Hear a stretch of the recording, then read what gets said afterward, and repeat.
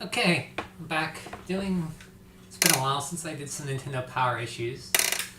So we're moving along pretty good here. We're at volume number 42, and this is from November 1992.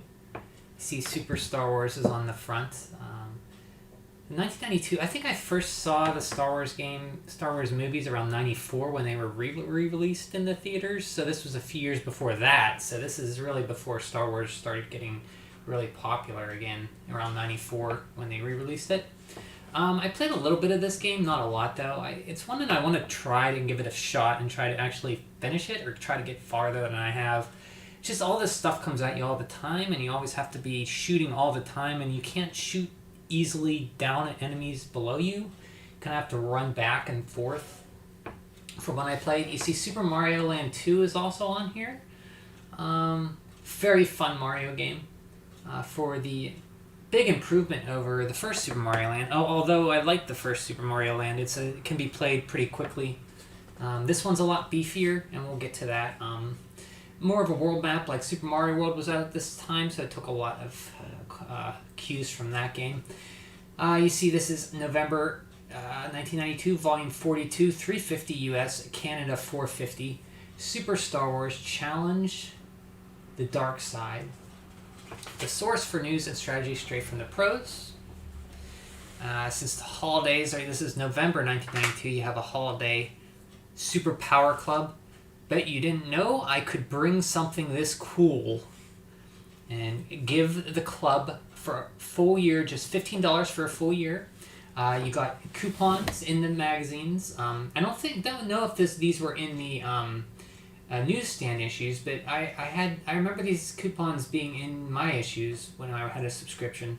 That you could get $5 off these certain games or so and so on.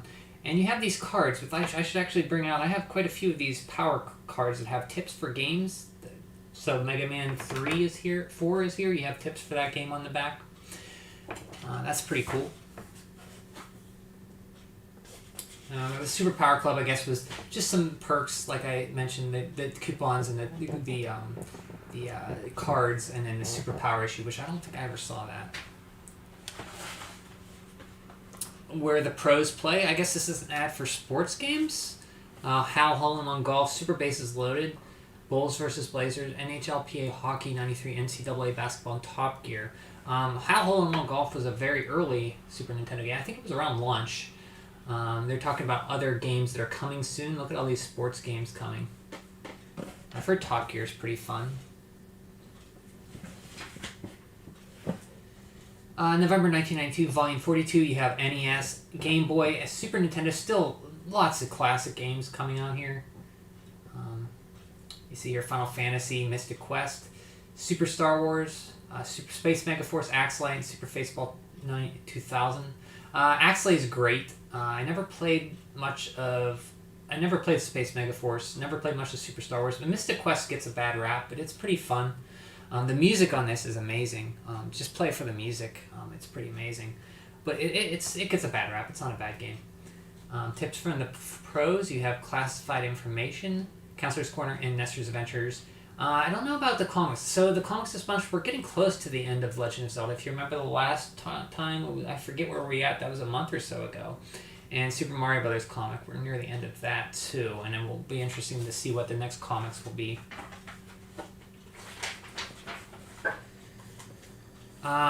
In response to our question in Volume 37, look what happens in a day of the life of. I guess they're asking kids in day of the life when you're not playing your NES or Super Nintendo, so this is what the kids came up with, I guess.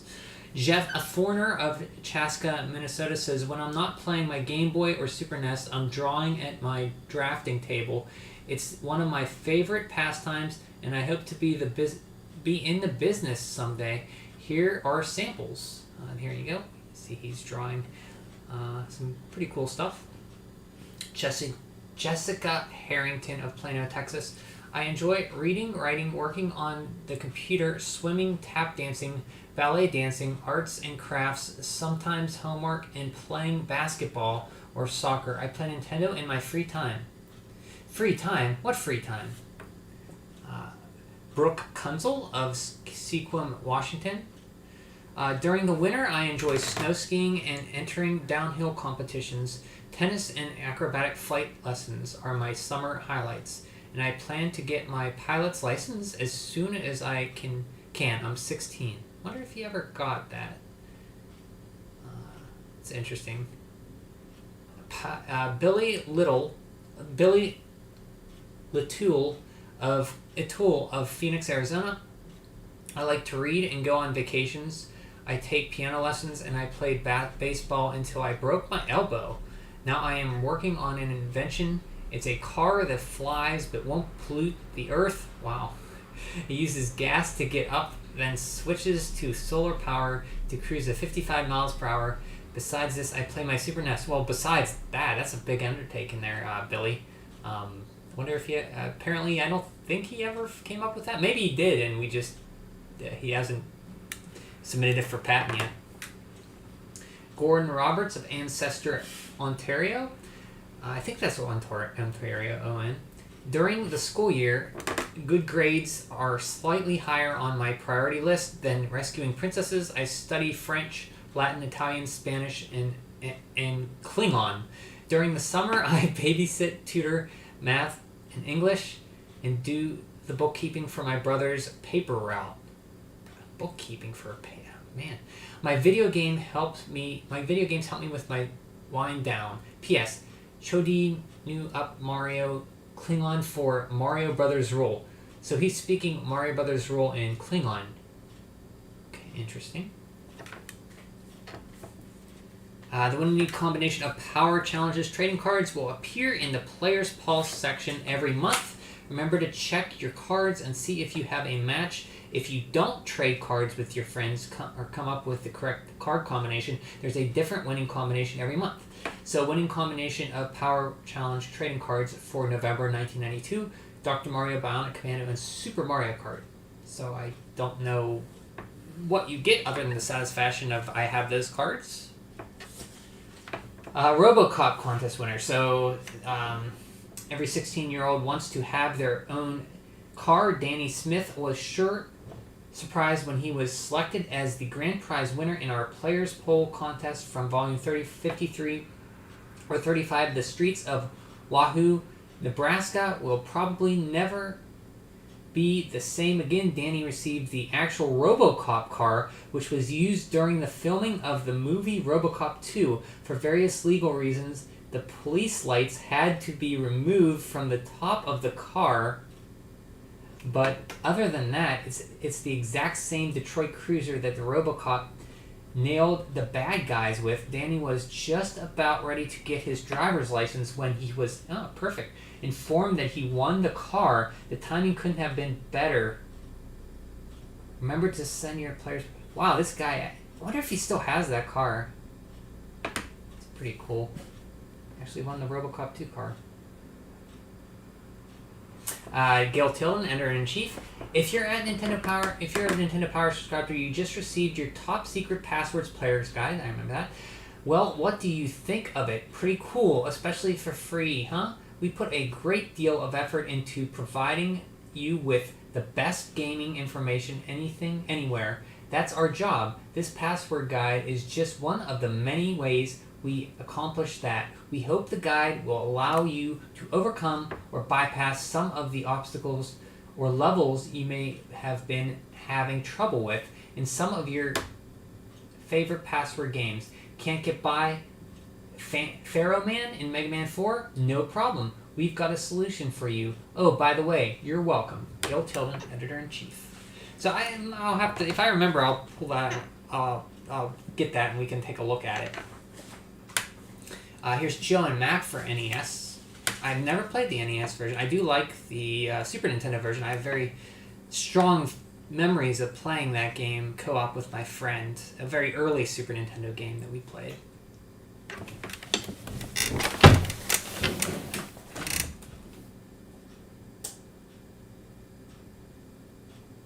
One second.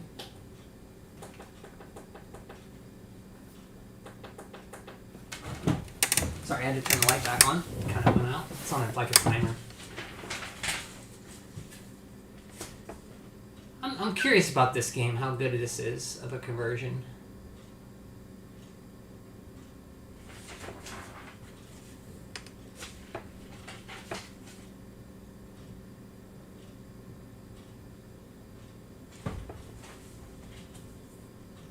Crash and the Boys Street Challenge. This is another NES game I never played. I guess this was a late game, 1992. The streets. It looks like almost like that River City Ransom characters and Super Dodgeball characters like Chibi. I guess this is a sports game. I don't know much about this game.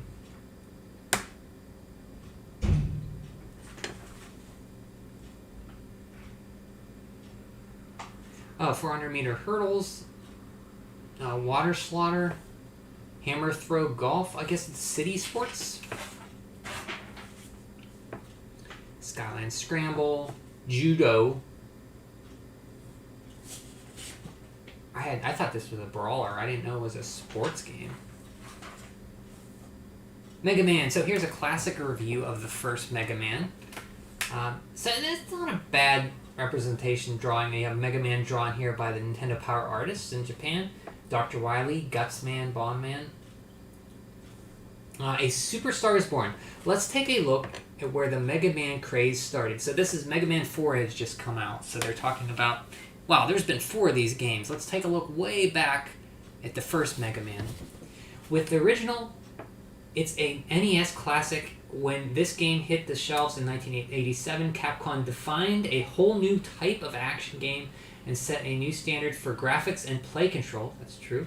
Even today, with the advent of the NES Mega Man games on the horizon, the original still holds its own. I agree. I like the first one a lot. It's simpler than the other ones. As we've come to find out, the villainous Dr. Wily is not easily thwarted. His scheming has led to the senseless reprogramming of many other useful robots. Dr. Wily has created a palace called Monstropolis. Here he dispatched the formerly good robots to do his dirty work for him. Mega Man is the only robot who resisted Dr. Wily's treacherous tinkering. Dr. Wright, Mega Man's creator, knows that he can count on the blue bomber whenever there is trouble. So you have energy, and it looks a little different than since 2 they changed and redesigned. The 1-up's still the same. Energy looks different. Weapon charge looks different. And the magnet beam. You also get points in this one, which I remember. There's Bombman. This artwork's pretty neat. Cutman, Electman, Iceman, Fireman. Very simple. Like, okay, you know what their powers are. Like Iceman is probably good against fire. You know, I think Gutsman was against Cutman. Dirty Dog Wily. Knowing that Mega Man could infiltrate his hideout, Dr. Wily has cloned all of the previous boss robots and has placed them strategically throughout his lair. Wily has also added some more tough obstacles for Mega Man to contend with. The man has no shame. The Rockman, this guy, I don't think I've ever beat this guy legitimately. I did in the Powered Up version on Mega Man Powered Up, but never on the NES version. Powered Up version was basically a remake in different art style in PSP. But I always used the pause trick on this guy. So the pause trick is when you pause and unpause, each time you unpause it keeps doing damage. So you can like pause and unpause and do damage very rapidly. It's kind of cheating, but classified information, Magic Sword. I didn't know Magic Sword was this early. It was just like 1992. It was first year of SNES. This is a fun game. Krusty's Super Funhouse, which I never played. I think it's like a puzzle game. I've never played this. Mystical Ninja is great. The soundtrack, even if you don't want to play this game, listen to the soundtrack. It's amazing. It plays like River City Ransom meets. It plays a lot like River City Ransom. But it has its own charm. It's very Japanese. There were other Goemon games we got. We got some N64 ones, and we got the Game Boy one, which I haven't played. We got the N64 Legend of the Mystical Ninja, which is like a 3D platformer, and we got Goemon's Great Adventures, which is a 2D platformer, which is one of the few ones on the N64, which is really fun. Hey, Kaduse. How's it going? How you doing? Good to see you. Oh, nice. Yeah. Looking through some Nintendo Powers here. We're on volume... this is volume 42. This is November 1992. On the cover, you have Super Star Wars. We're just going through. We're in classified information. Castlevania 4. Super Castlevania 4. Fill her up. Oh, this is the staircase. Probably where I found out how to do that. You basically jump off here, and there's a ledge at the edge of the screen where you get full hearts and health and triple shot and a boomerang. You're doing good. That's good. Hope you had a good Thanksgiving.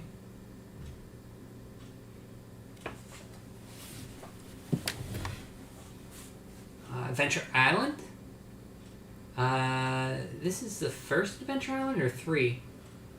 This is Adventure Island 3, which I want to play this one. I like the second one. I only gotta beat the second one. The first one gets insanely tough. But I do want to play through this one. I'm trying to decide what to play through next. This is on the list there. Super Adventure Island by Yuzo Koshiro's score on it is very, very good. Never played the Game Boy Adventure Islands. Robin Hood, Prince of Thieves. I have a soft spot for this movie. I know a lot of people don't like it, but I do like this movie. I never played the NES game, though. Low G-Man. I think this is a kid-developed game. Who developed Low G-Man? Gotta see.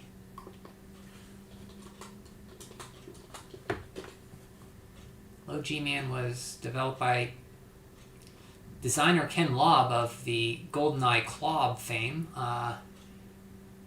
Taxan and Kid. Okay, so Kid did have a hand in developing it.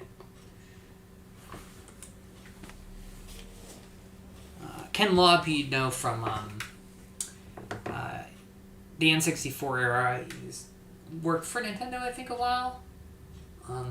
Promoted them in their videotapes and stuff for like GoldenEye, a lot of the N64 stuff. Oh, here we go. This is Chapter 11, Ganon's Tower. So we're on the 11th chapter of this. Let's see. I forget what was happening. Krishwoosh. The road dragons are out. And then Fairy. And this guy. Oh, yeah, this guy appeared. I forget his name. Push, move it, hero. Without that head, the monster's fire and ice will mix violently. You can guess what will happen next. An explosion? So icicles get shot. Kirkish. Zelda! Zelda, are you okay? Link. And the fairy gets mad. Link! This is no time for romance. Run for it! So they're running. The fairy's flying. Whoosh! Some steam blows up. Link has Zelda by the hand. They're running. He looks back. Whoosh! More steam comes out. Rumble, rumble, whoosh! They're running. Pshoosh! A big explosion happens. If I hadn't been such a great shot, you would have been having your reunion inside that creature's stomach. That's what I forget that guy's name. Admit it, Link. It seems to support the book of. Admit it, Link. It seems to support the book of Medora's prophecy that only the enchanted arrow can defeat the one who corrupted this world. Well, I was doing fine with the Master Sword before you showed up. You are stubborn and foolish. I will get the arrow, and I will defeat Ganon. Little competition going on there. Hey, Richard. My favorite YouTuber is back. Oh, thank you. And with comics none less, how are you doing, Kaboomer Brian? I was afraid you were unwell. I'm doing okay. I've just been busy at work and just haven't filled. I've been playing Ori and the Blind Forest. I've beat those off stream, and I just haven't.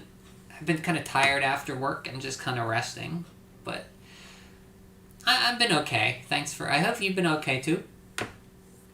The art is very pretty. I agree. Hey, Roteal. Thank you. Nice to see you. Nice to see you all again. I'm glad to see you. I was just a little busy at work and kind of tired. Kind of feeling a little bit, just a little off. Didn't feel like playing anything at the moment. But I did play. I did finish a few games off stream. I finished both Ori games, which are fantastic, and then I finished Ys 2 on the PSP. And that was really fun. A little bit... I was so over-leveled because I didn't know where to go, so I was grinding everywhere. But that was fun. So I beat Ys 1 and 2 now, and I have beat Ys 3. That was the first one I played. I do have Ys 7, which I'd like to play on PSP. I'm trying to get like a PSP cable so I can hook it up and stream it. I'd like to do that.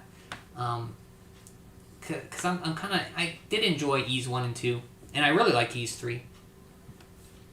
Oh yeah, you like Ori as well? I did. I really got into Ori. Really fun. Controls, like, especially in the second one, you just fly around and dash around. It's very fun. I think Richard would like those games, too. If you ever see them on sale, Richard. Or Kaduse, you'd probably like them, too. They're pretty good games. I don't want to say, I always say, like, Richard would like it because it's like a Metroid game, but he would like it, I think. I don't know if they go on sale often, though. That's the only thing. Oh, thanks. Just remember your carrot. Thank you, Roteal. I appreciate it. That means a lot. It does. Thanks. Thanks, guys. I appreciate that. It's nice to know, We all get our times when we're feeling down and stuff. It's nice to have people... you have people who care, about what, about you or something. Or, I have my relatives and you guys, so... I appreciate that. I do. It's a Metroidvania. If it's Metroidvania, yes, it is. Yeah, it is. Kaduse. I don't know if you've ever played it. I think Roteal, you've played it, obviously. They're really good. Yeah, but I think Richard would like it. But it's pretty good. And Ys 2 was fun. I kind of was ready for it to be over because I was grinding. I was lost a lot of the time. The dungeons are very maze-like and they don't have a map. So I kept going around in a circle. You know how my direction is terrible in those games. In games, I keep repeating the same place. So my level was... I was so overpowered on that game. It's cool in Ys. The combat's so fast because you just run and bump into people. And you just run at an angle and you just demolish people. It's really fun. Yeah, it's very similar. It has that feel of Hollow Knight, but it is. That's one thing I don't like about Hollow Knight. It's too long. Well, for me, I should say, it's too long. I was ready for it to be over. That's after a while, and there's so much to it. But that could be a strength for some people, I think. Oh, the game was Ori and the Blind Forest. This is the first one, and Ori and the Will-o'-the-Wisps, Kaduse. They're out on Xbox, PC, and I think Switch. Or I think PC and then Switch. But I don't know if they go on sale. If you can get it for like $9, I think pick it up. It's worth that. Where are we at? The word, so Zelda's talking now. The words of the Book of Medora have a power which is beyond our comprehension. Sorry, let me voice act for Zelda. The words of the Book of Medora have a power which is beyond our comprehension. And I'll try to do like... So Rome may be... Rome is that guy's name. Rome is this bird's name who saved us. So Rome may be right about the arrow, but Sahasrara also said that only a man who has overcome his own negative thoughts and emotions can become the true hero. Even if Rome doesn't find the arrow, his attitude might be his downfall. Anyway, we shouldn't worry about him, Zelda. I will defeat Ganon by myself if I have to. You have shown yourself to be a determined and selfless hero, Link. If anyone can do it, I believe you can. The life force of the Hylian maidens of you freed from the crystals will guide us to Ganon's castle. Wow, there's like a big Majora's Mask, like Death Moon or something? Is that the castle he's in? Did they change it, put it up in the sky? That's Ganon's castle? Yes, I can sense the evil in the air. But how are we to enter that place? Rome. Have you found the enchanted arrow? Not yet, but the curse of the Dark World may be a blessing in this case. I wish a game could explain the deal with the Book of Medora. It has spells, prophecies, work as dictionary, and it was randomly placed... Yeah, it's funny. It's just placed on top of random bookshelf in a library, just somewhere. It's like an all-powerful book that's just hanging out for anybody to get. They're like, it's like, oh, this is powerful. We'll put it very high up so nobody can get it. We'll put it right at the top here. I can defeat Ganon without the enchanted arrow. Whoosh! Rome! His emotions are out of control. He'll become a beast forever. Oh, mystical maidens, lend us your power. What? Link, it's the maiden's power. So, boosh. It's pitch dark. I can't see anything. Wait, look over there. Oh, it's Aghanim. It can't be. I destroyed him. Heh, I hear something else coming this way. The Lammolia, the Moldworm, they can't be real. I defeated them all. They look real to me. I'm not taking any chances. Swip! He shoots an arrow. Hey, it vanished. Poof. Stay away. You? I'll get it, Zelda. Rome dashes at the Phantom Ganon. Yarg! Rome! Whoosh! He just flashes right through him. Ugh! Thud, and he falls on the ground. Swoosh! He passes out, and then Ganon appears. Ganon! To be continued. That's quite the cliffhanger there. We're getting to the end. This is the 11th chapter of this, so I think the next issue, we'll see what happens. The Flintstones on Game Boy. We're still at the point in Game Boy where Pokemon was not. This is 1992, so as Richard would say, this is a sad Pokemon-less world. So we still have games like licensed games. Here's the Flintstones for Game Boy. Looks like I don't know if it's the same people, Natsume, who did the NES ones. I'm not sure. Looks like just a standard platformer.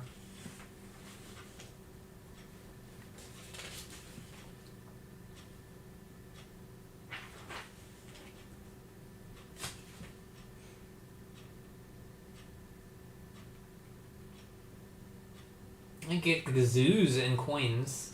The Great Gazoo. Here we go. Super Mario Land 2, the 6 golden coins. This is a very good Mario game. Much like Super Mario World, they kind of was out at the time. This is a year after that. They added like a world map. You could go to any of these places right at the beginning. You had this cool bunny suit. You could hold down the B button and just like float. Astronaut Mario. You like jumped in this jelly and you could like rise up or fall down in it.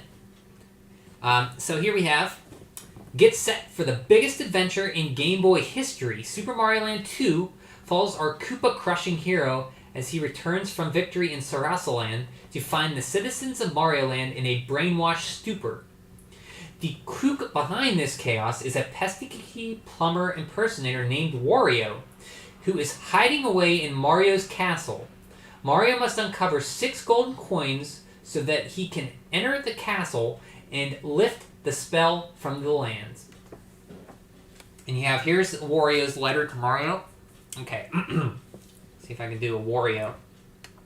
Dear Mario, you may have noticed a few challenges in your former home.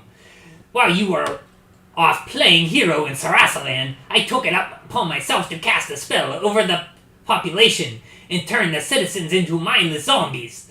I've also moved into the castle on the hill, so I fear that you'll have to look for new accommodations. My entire operation is run from Wario Castle, and the entrance is magically sealed. The only way to break into this fearsome fortress is to collect the 6 golden coins and to place them in the entrance.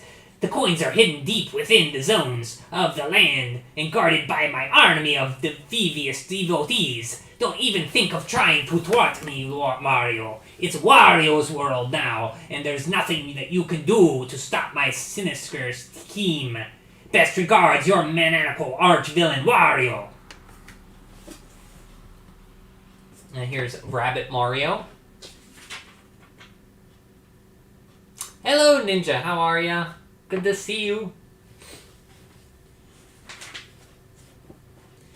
Mario Land Revealed, you had Space Zone, Tree Zone. That's where you first start the game. Mario Land entrance. Macro Zone, where everything's like you're like small, like tiny things like bugs and stuff. I think. Pumpkin Zone, which was I think Pumpkin Zone was probably my favorite. Mario Zone, Mario's Castle. If you got a game over at any point, like you could have like 4 of the 5 bone coins, but if you got a game over, you'd have to beat the boss, collect the coins again. It's a fairly easy game until you get to Wario's Castle, and then you have to beat it all in one go. It gets pretty difficult, but it's not impossible. It's just pretty hard near the end.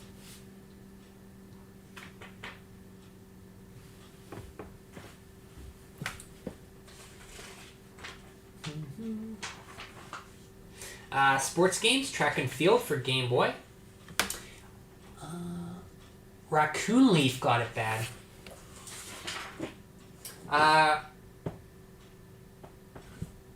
What do you mean Raccoon Leaf? I like the bunny ears, Mario. I do like that power up because you just hold the button down and you can like float. It's amazing how long you can stay in the air with that. It's like a carrot. WWF Superstars 2. There's the Macho Man. Oh yeah! Randy Savage, Hulkster, Undertaker, the Mountie. If you remember the Mountie. I'm the Mountie. I'm handsome. I'm brave. I'm strong. I'm the Mountie. He had like a theme song. I used to watch wrestling during this time. Okay, here we are in Super Mario Adventures. This is chapter... They don't give this one a chapter. Last month, Mario donned a doctor's disguise and talked a big Boo out of the blues and into escorting them to the Koopa King's castle. When the brothers arrived at the Marvy Mansion in this month's episode, they see a huge crowd gathered for a special occasion. Bowser's marriage to the reluctant Princess Toadstool. So they see there's a big crowd coming in for Bowser's wedding. Shuffle, shuffle, they're all gathering in. Get your automatic cameras here. Capture this historic occasion on film. I'll throw in the first roll for free. And there's Kamek. Quicker, quicker, quicker. All these Yoshis are coming in. They're pulling this huge cake. Halt, says Kamek. They stop. As you can see, they are completely under control, Your Highness. Very well. Oh, Kamek says that. Sorry, I did that in Bowser's voice. Forward march! Chop, chop, chop. They're all going into this gigantic, like, spiny shell. And they're all coming... They're going into it. And... It's like they're shooting out eggs.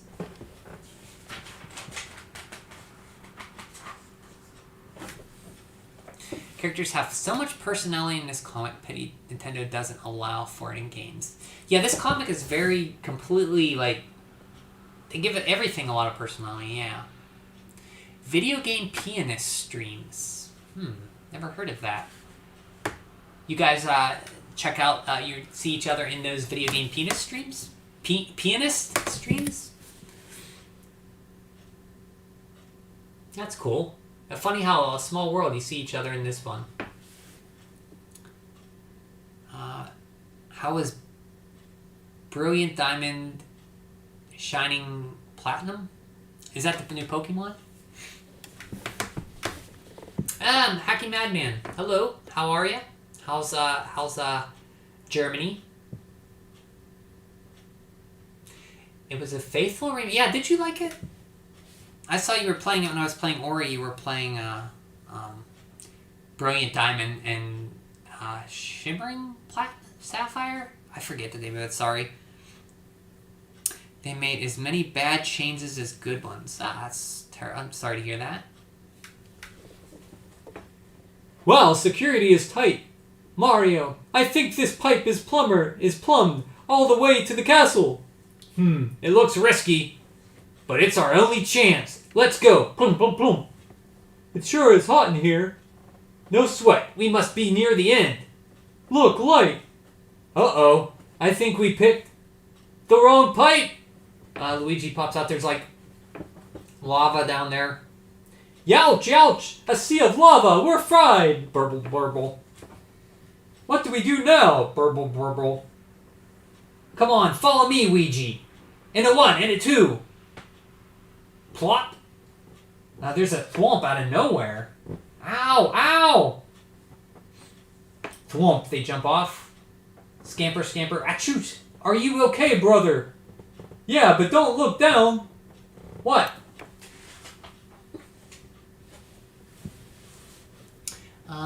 It was lackluster, zero-effort remake, but the original game was so good, so it didn't turn out that bad. So it's just basically a remake, but not a lot in it.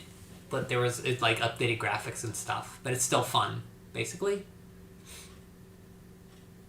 Look up the concept art for the game for the Pokemon.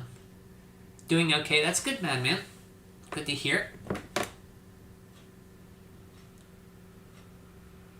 One of the reasons the Switch could coexist with the handheld was a zero-effort remake that don't take any advantage of the Switch's already limited capacities. Yeah, it's not like the Switch is a super powerhouse, you know?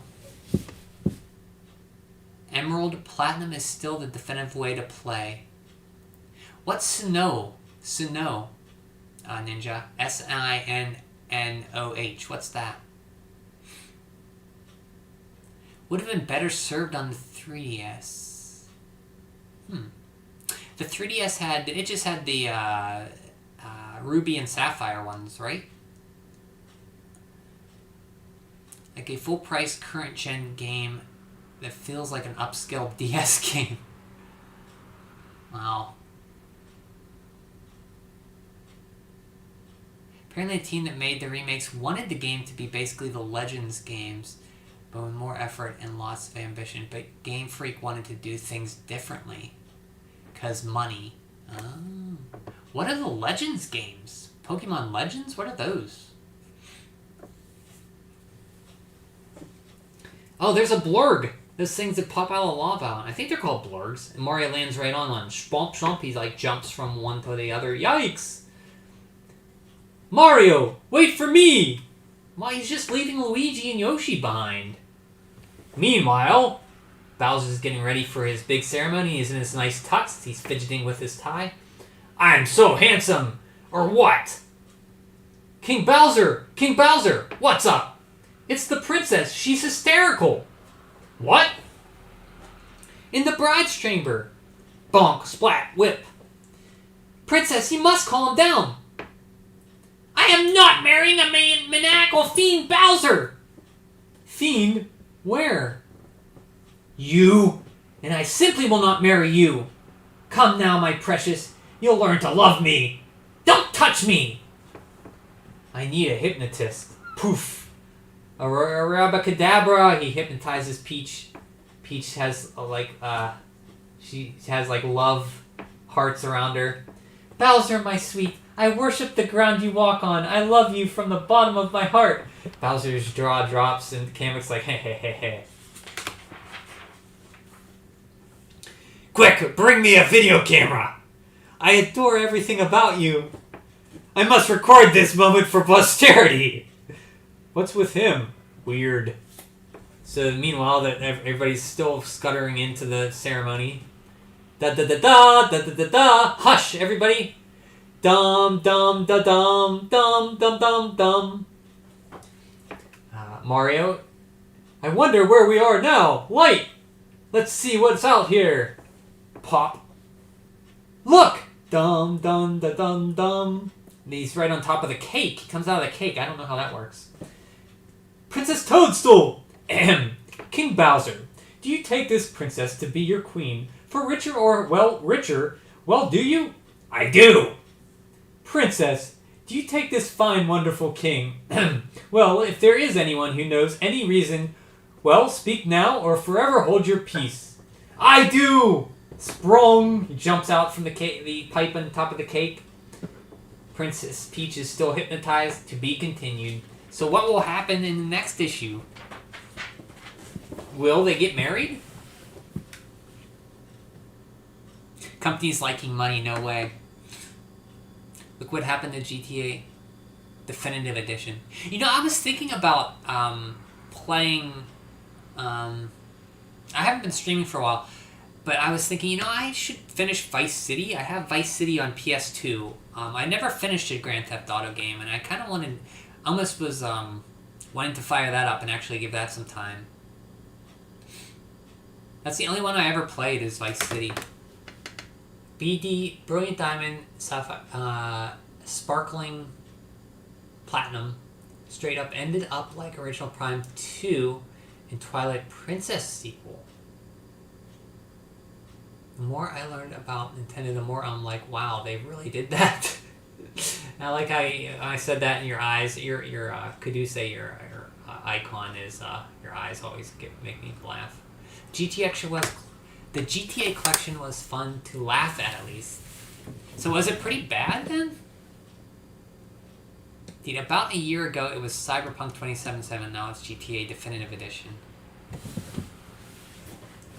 So that's the latest issue of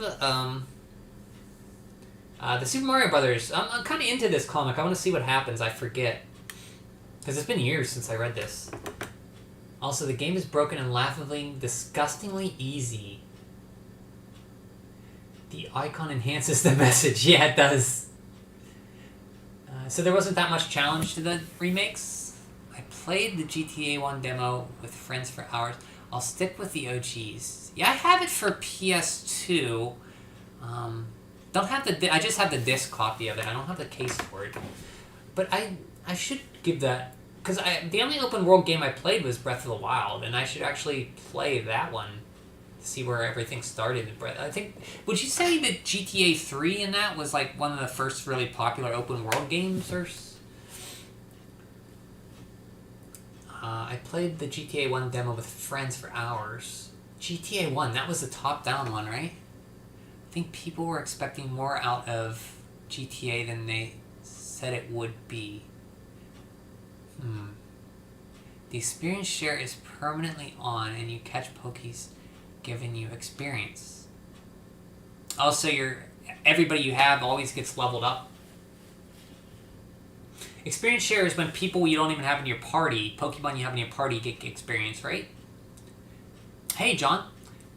How's it going? Sorry, John, I was thinking about, sorry, I know you wanted me to play, some more, Portal 2, but that week I was, not feeling the best, and I was kind of wanting to play some Ori, but I do want to play more Portal 2, so we'll have to pick that up sometime.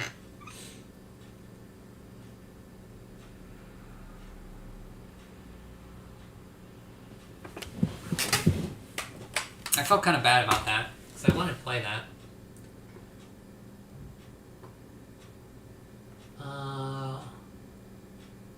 I like the version of GTA 3 there, but I haven't checked the others yet.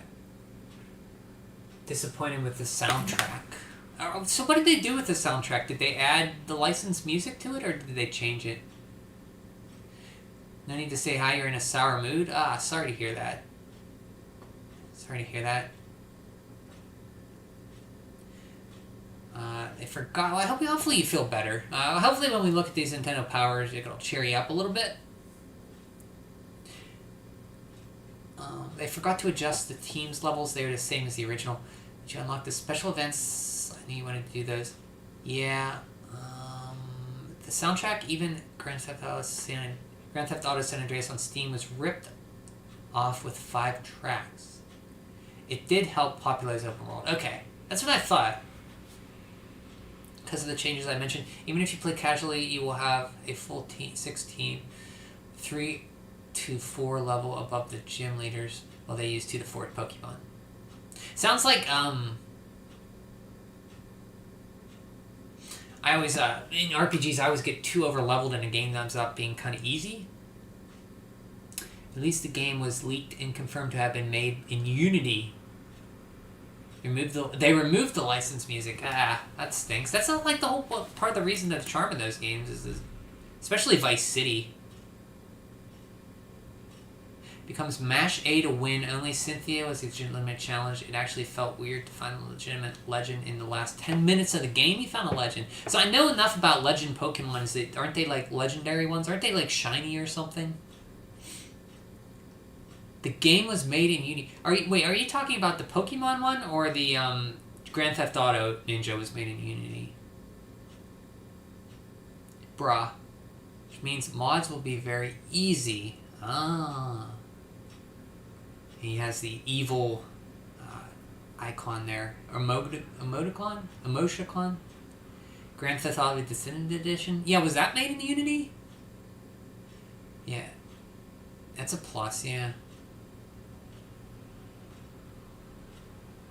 Give it 3 years for a whole platinum fan. Oh no, the Pokemon one was. That's interesting. They did it in Unity. I wouldn't have expected that. Like a first party like Nintendo or second party Nintendo game. Give it 3 years for the whole platinum fan remake with a good overworld. You still have your original copy of Vice City, so I can run so far away. Yeah, the soundtrack on that game. A lot of 80s stuff. I love it.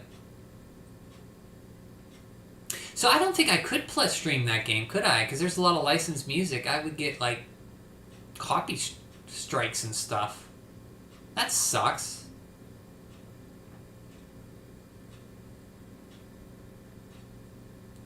Referring to Cynthia's legitimate challenge and legend. She is just that good. She is my favorite Pokemon. Cynthia? What's Cynthia look like? Let me see her.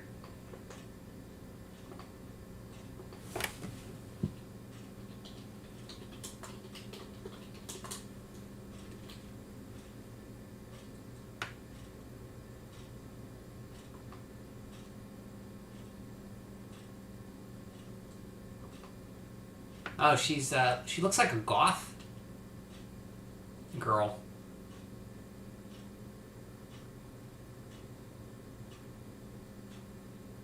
Champion of the Sinnoh. Oh, that's what Ninja was talking about. The SINNOH region. Pokemon League. In Pokemon Diamond, Pearl, Platinum.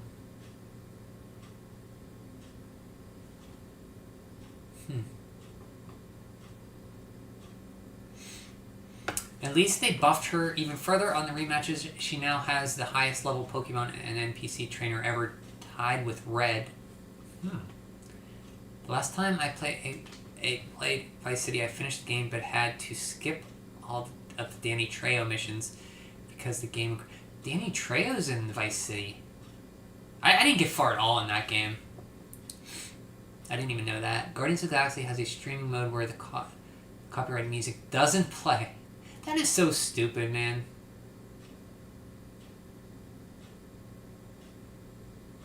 Like, what harm can come from, like, playing licensed music? People are saying, oh no, we'll actually have to...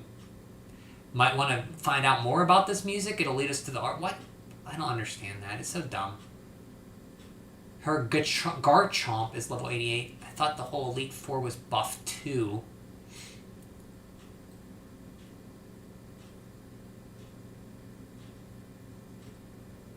Copy strikes because of the licensed music will be a pain in the arch forever until YouTube will pay a fee. Yeah. Yep, I can use my music. Yeah, you can just say, like, Google play, you can say, like, okay, Google, play, Dragon Quest V Symphonic Suite, and it'll play it. Or you can play, like, any licensed music, it'll play. It's weird. If copyright music is that annoying to get the rights to, then just forget about it and make original music you can own. Yeah, and that's why I'm curious about the remakes, if they did that, the definitive edition of Grand Theft Auto. So happy that it's possible to finish the game without even doing the first mission of a certain character. They buffed the Elite Four too, but didn't matter. The teams aren't that good. Cynthia is a goddess. I love her team. Making computer-generated music has become pretty easy. You like that they did that to Halo 2 remake and removed the cool rock song made with the game in mind. Actually, a good pixel art music maker that I found from playing Super Dangerous Dungeons. Super Dangerous Dungeons. What's Super Dangerous Dungeons?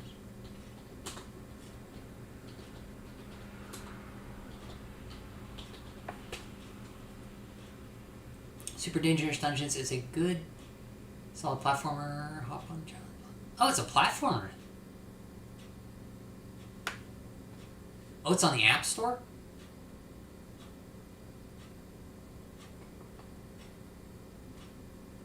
Oh, it's on Steam as well. Okay.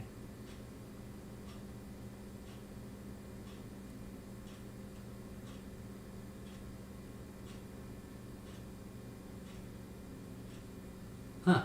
That's interesting. I'd actually like that.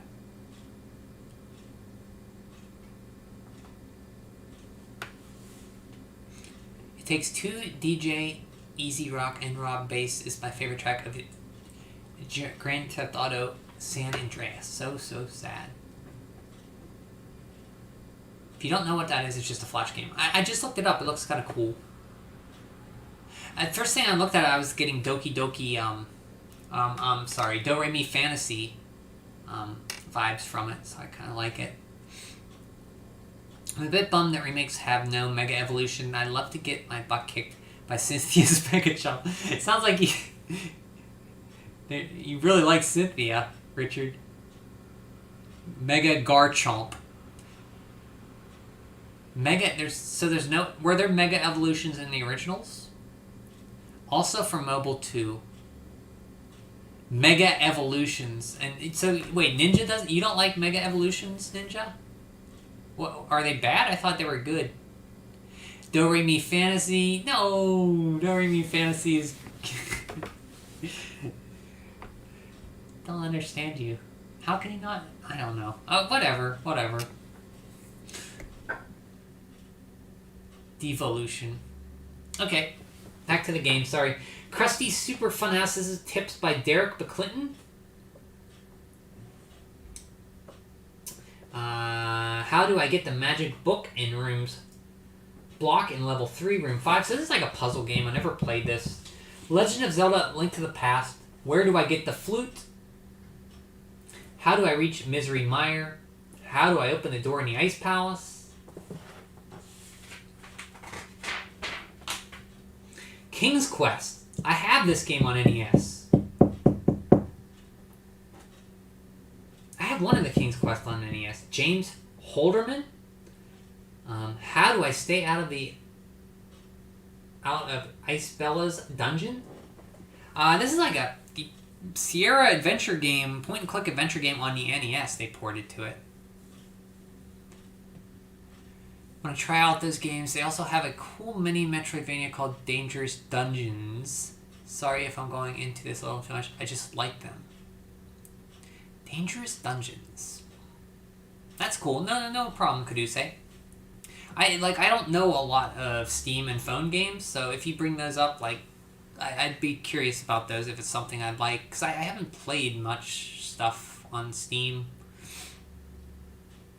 You can devolve Pokemon in the card game.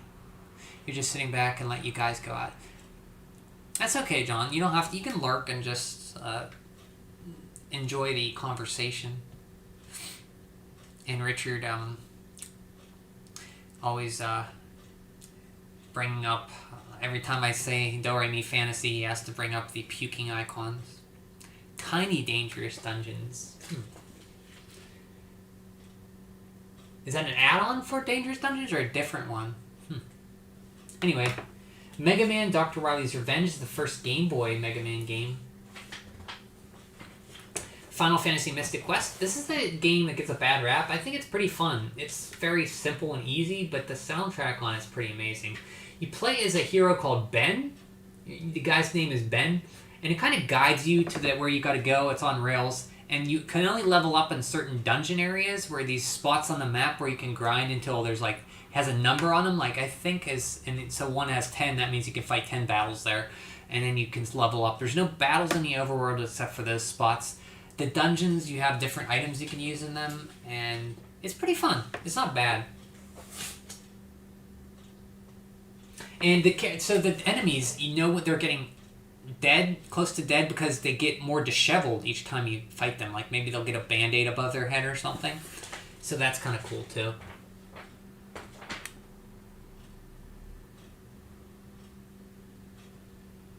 Is there a way to support my... No, just showing up is support, all the support I need. Hacky Madman. Please, that's all I need. Just show up and talk. That's all I need, because it helps me out a lot. More than you know. But I appreciate you wanting to do more. But no, this is fine. Just please, you don't have to do anything else. I miss puking at Do-Re-Mi. Don't ever leave us. Man, I'm still so... I was so excited to play that again. I was like, Richard and Ninja are gonna love Do-Re-Mi Fantasy. I'm gonna show that, and they just hated it. I still hate that I can't read the text on a Mac. Well, it's probably my camera. It's not the best. It's 1080p 30, but it's not the best quality. If I get a better camera, it would help out a lot.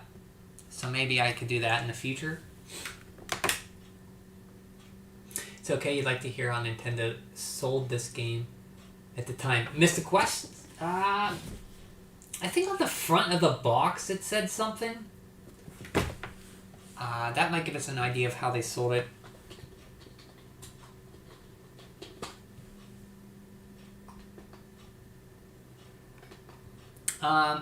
So on the box it says entry-level role-playing adventure, world's best-selling RPG series, free strategy guide offer, battery backup, saves up to 3 games. That's what they said.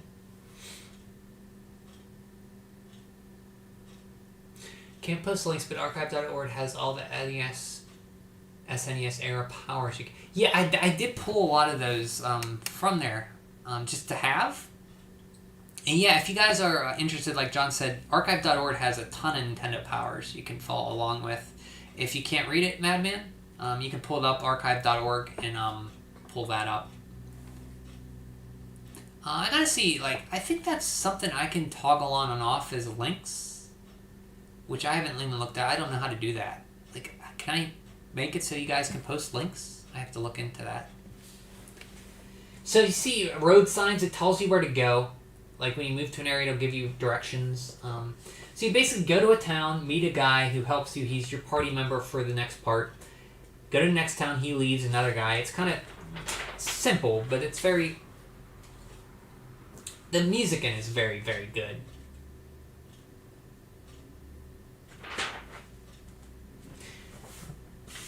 The soundtrack's great. Super Star Wars. I was mentioning at the beginning, I never played much of this game. This is in 1992. Star Wars. This was before Star Wars was everywhere. I didn't see the movies until 94 when they re-released them in the theaters. So I wasn't really a huge... I'm still not a very big Star Wars fan, because that was before my time. And I didn't see them until the re-releases. So I was never huge into Star Wars. They're fine movies, but I was never into them too much. So I didn't play this one a lot. But what I did play, like I mentioned at the beginning, there's no break in this game. Stuff's always attacking you at all times, and you have to shoot at all times. And to shoot stuff, you gotta kind of back up, shoot it at an angle. It's kind of weird.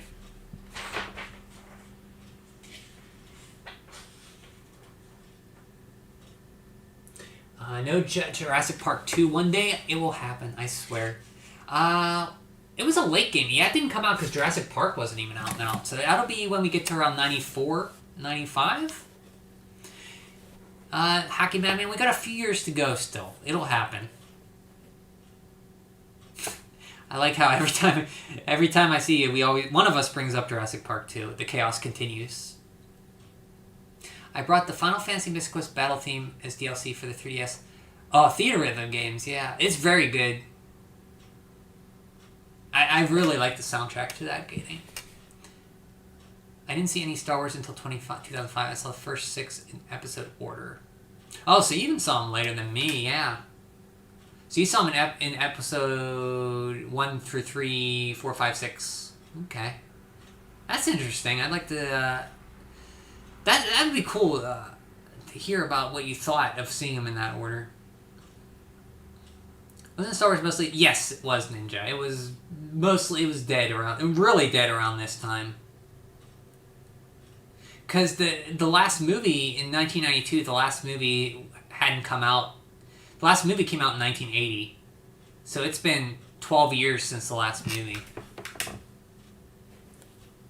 It's about 10 or 11 when my neighbor showed me the Star Wars movies, yeah. Like, I've seen bits and pieces of them growing up on TV, but I never sat down and saw it, the whole thing until the theaters. Yeah, they're fine. Yeah. Krieger des Stern in Germany. That's what they're called? Krieg des Stern. It's all expanded universe stuff like Dark Forces. That's your jam, but not mine. Expanded universe. No, I don't know anything about the expanded universe. And there is a Dark Forces game, I think, for PC. Sad Pokemon-less world. Yes, not until 98, Richard. Pokemon came out when I was starting college. In the late 90s, it was special, the edition. It was the special... Yes, that's when I first saw them. You honestly only like episode 3. I didn't think... Episode 3 was okay. Still watching the Despecialized edition. Oh, that's the ones where they added stuff that was... Or they added stuff that was taken out. Who shot first?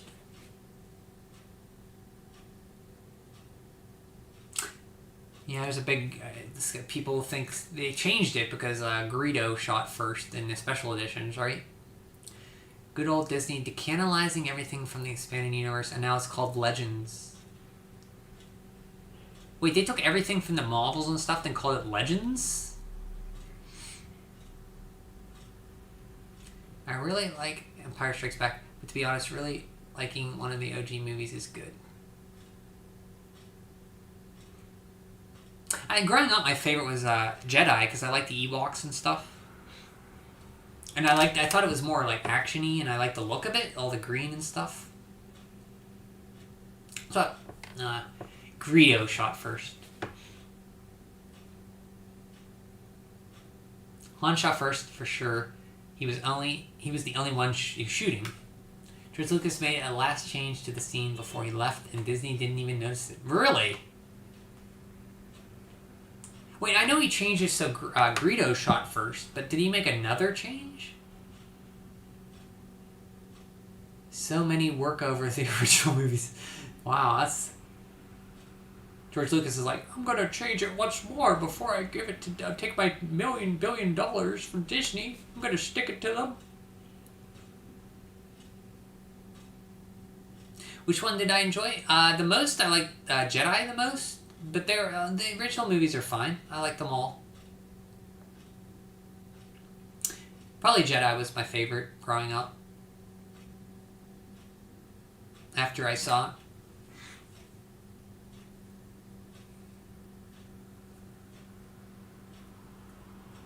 Yeah, Empire's a lot. Yeah, Empire's a good movie. Because that had a bizarre sound effect to the shot. Made no sense. Disney didn't notice it. Now it's in there early. Really? Wow, I wonder if he just did that to see what I can get away with. That's funny. So here it is, Super Star Wars. The Force is with you. Let's see what Nintendo Power says here. The screen fills with stars. Then the world-famous theme music bursts out, and the adventure begins all over again. LucasArts Entertainment and JVC, along with innovative developers Sculptured Software, have recreated the experience for the Super NES, only this time, the fate of the galaxy lies in your hands. Super Star Wars truly uses the force of the Super NES with digitized frames and sound effects from the movie's dazzling Mode 7 effects, never-ending challenges, and a wide variety of action sequences. It's so hot you can almost hear it sizzle. A long time ago in a galaxy far, far away, the Empire stretches its arms across the galaxy, casting the scattered remnants of the Jedi Knights in a shadow of doom but even in darkness new hope is kindled. If only the Rebel Alliance can make use of the vital information stored in the little droid's memory banks, the fate of the galaxy falls into the hands of young Luke Skywalker, the aging Obi-Wan Kenobi, the idealistic Princess Leia, and the mercenary Han Solo and his first mate, the Wookiee Chewbacca, standing in opposition to the hopes of the rebels, the awesome might of the Imperial fleet, and the dark power of Darth Vader.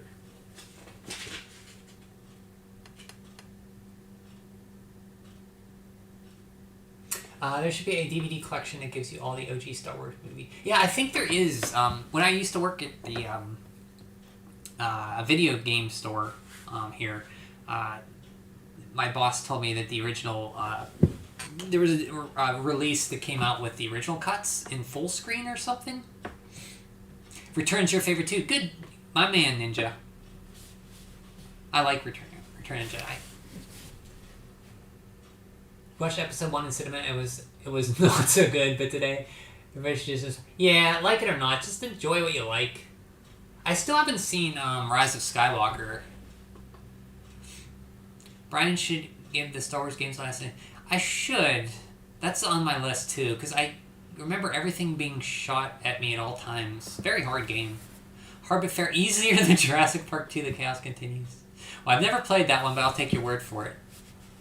Here's a fact. Phantom Menace greater than Last Jedi. I agree. I did not like Last Jedi that much.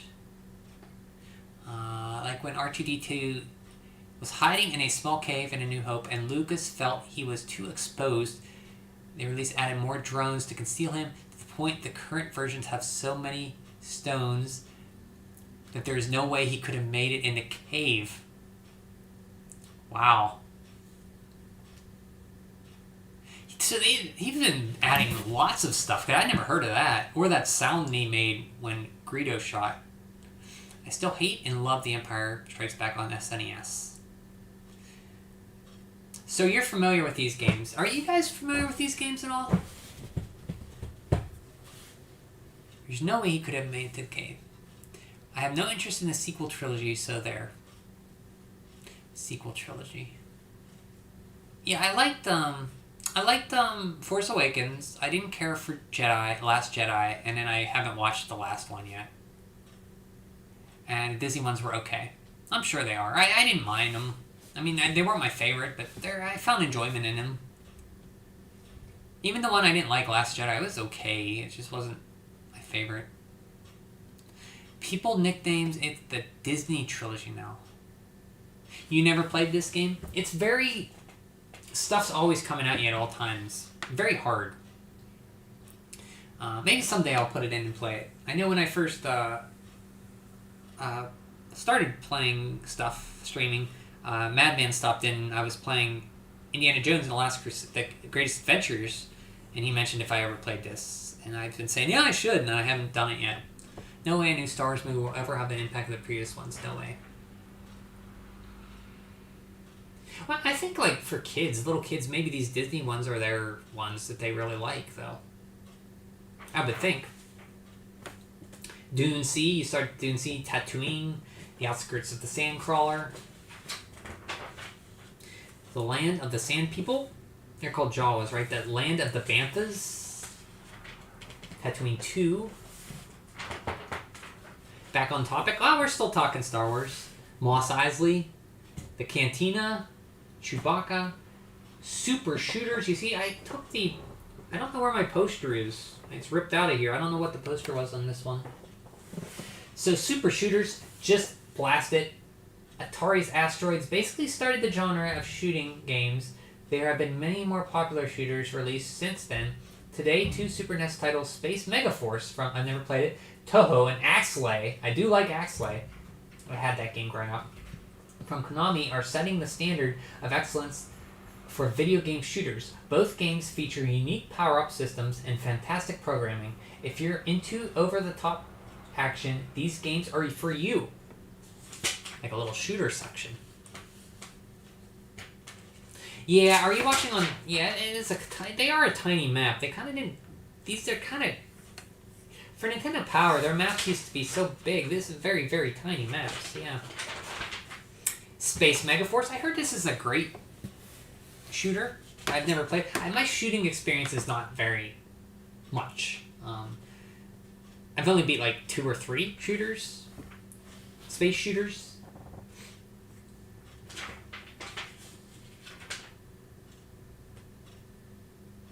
That looks like that boss in Contra 3 that like flies in the air and drops on you in the first overhead stage. It gets faster and faster. And Axley.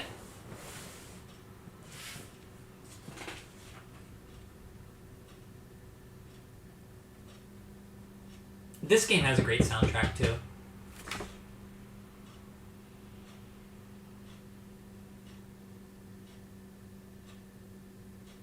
1 and 2 were great, were puke, but 3 was cool shades. Are you talking about Star Wars, Kaduse? The Star Wars games or the movies? Yeah, look at that guy. That guy's on the cover of the box. This guy you fight in the stage 5, I think it is. Yeah, stage 5. Whaler is his name. He's a big fire demon, a fire guy that pops out of the fire. Faceball 2000. Cool thing is, Star Wars is still interesting since the 70s with some ups and downs. Yeah, I think the reason I never saw it until later was my parents really couldn't care about it either.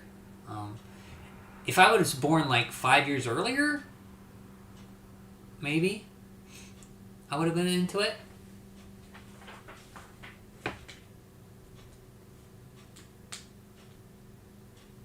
Yeah, I mean, people like to complain about everything. Enjoy it or not enjoy it, who cares? Like, if you like it, fine. If you don't. So here we go, top 20. Hey, Malta, how's it going, bud? How's everything going?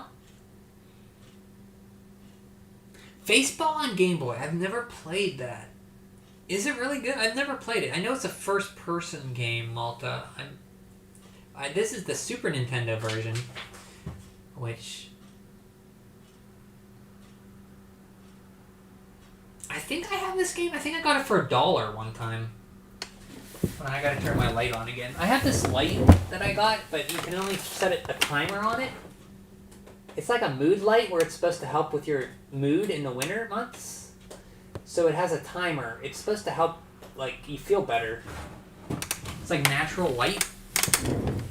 My parents got it for me. But it only has a timer. You can only leave it on for like an hour.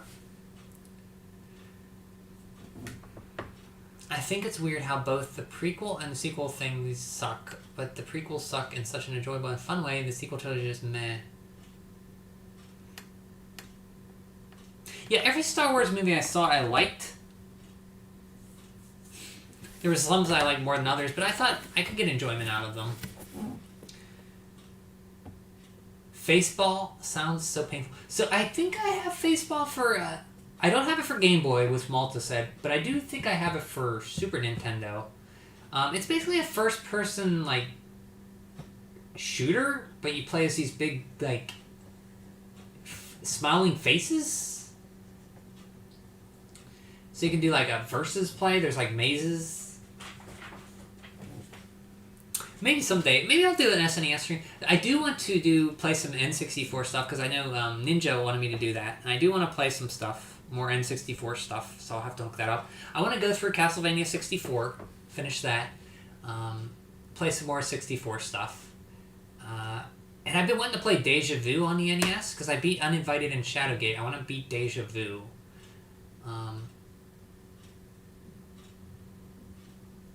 So my parents, because they're moving, they brought down a lot of stuff for me to have. And I had like an old Nintendo, but it has wavy lines when I hook it up. So I ordered some capacitors. I found out what the problem was. They're coming this week, so this weekend I'm going to do some soldering to try to get it working better. So wish me luck on that. The only fun bad part in the sequel trilogy is Rey buying Anakin's lightsaber in sand. He must be rolling his eyes. I remember Anakin saying, "I hate sand; it gets everywhere." Sounds like a face palm. I like that. Nice. Was that supposed to be a pun there, Madman? For face palm? He does not like sand. It gets everywhere. Yes. Yeah, that was it. So let's look at top 20. This is November 1992, the top 20. So for the NES, we're going to see, this is what the kids and the popular stuff for the NES in 1992. Super Nintendo's been out about a year. NES is still hanging on there.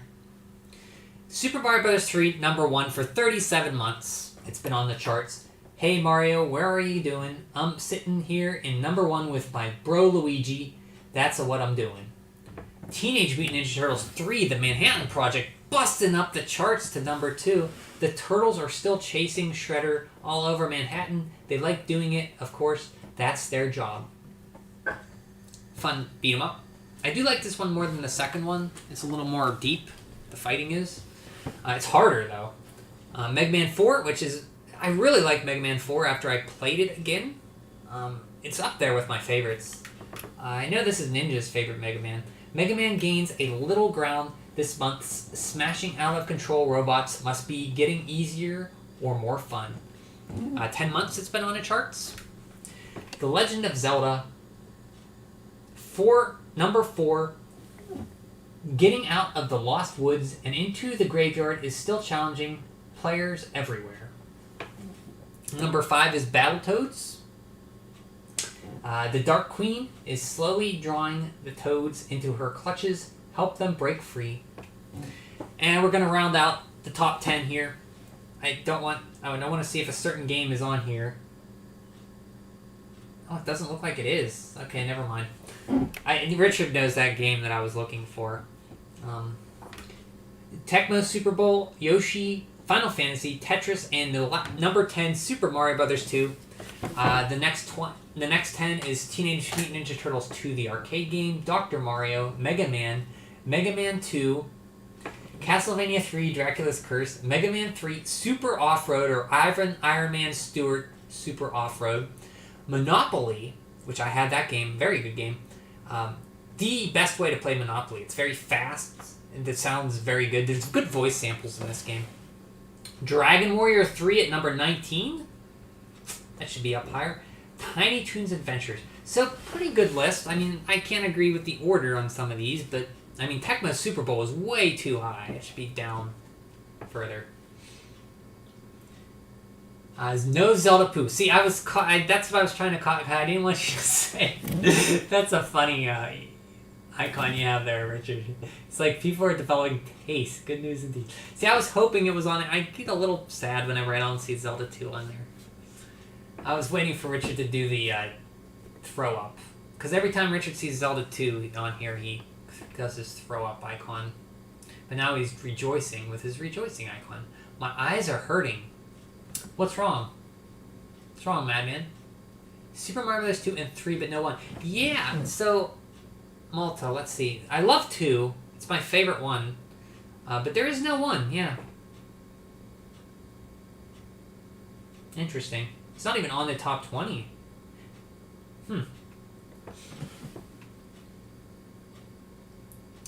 It's an acquired taste only for the class. Thank you, Caduce. Yeah, it is. Only for the classy. See, Caduce likes Zelda 2. And I know Malta likes Zelda 2. He likes it more than the first one, I know. Why is Mega Man 1 Why is Mega Man 1 higher than 2 and 3? Let's see.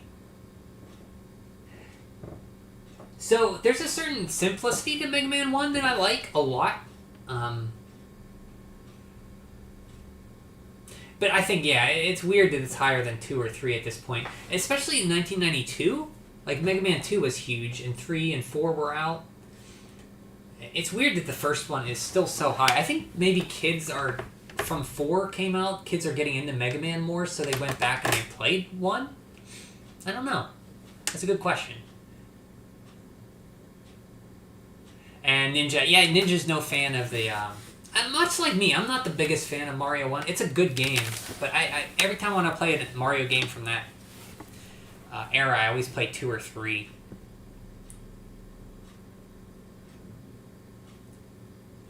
Acquired taste usually means conditioning your body to like crap through exposure.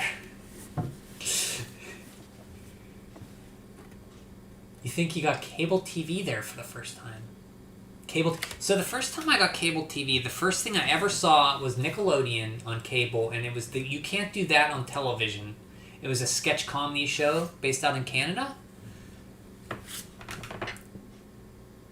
Yeah, the Super Mario 1's a good game. It's not my favorite though. I don't think I ever beat it legitimately in my life. I think I always use warp zones to beat it.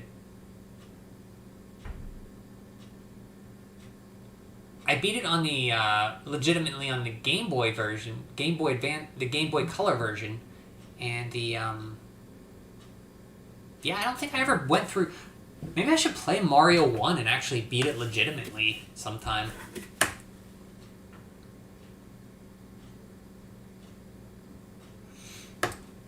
Wow, there are more than about 4 programs. Yeah, on cable. Yeah, when I got cable. It was funny, our cable was based in Kansas City, Missouri, and I live in Pennsylvania. That's like 4 states away, 5 states, 6 states away. Every sequel did the same thing better. Yeah, I mean, but Mario 1, like, you gotta take it for when it came out. There was nothing else that was like that. Got Nickelodeon channel here in Germany too. It was a dedicated channel, so glad they did this in Germany. Oh, so you had Nickelodeon? I didn't know that. I didn't know you had Nickelodeon in Germany. I thought that was just an American thing. Yeah, well, check out You Can't Do That on Television. It's a very early memory I have of turning on cable and seeing that show. I was like, what is this? If I play Mario Brothers 1, then play the All-Star version. I kind of want to beat the original one. Legitimately.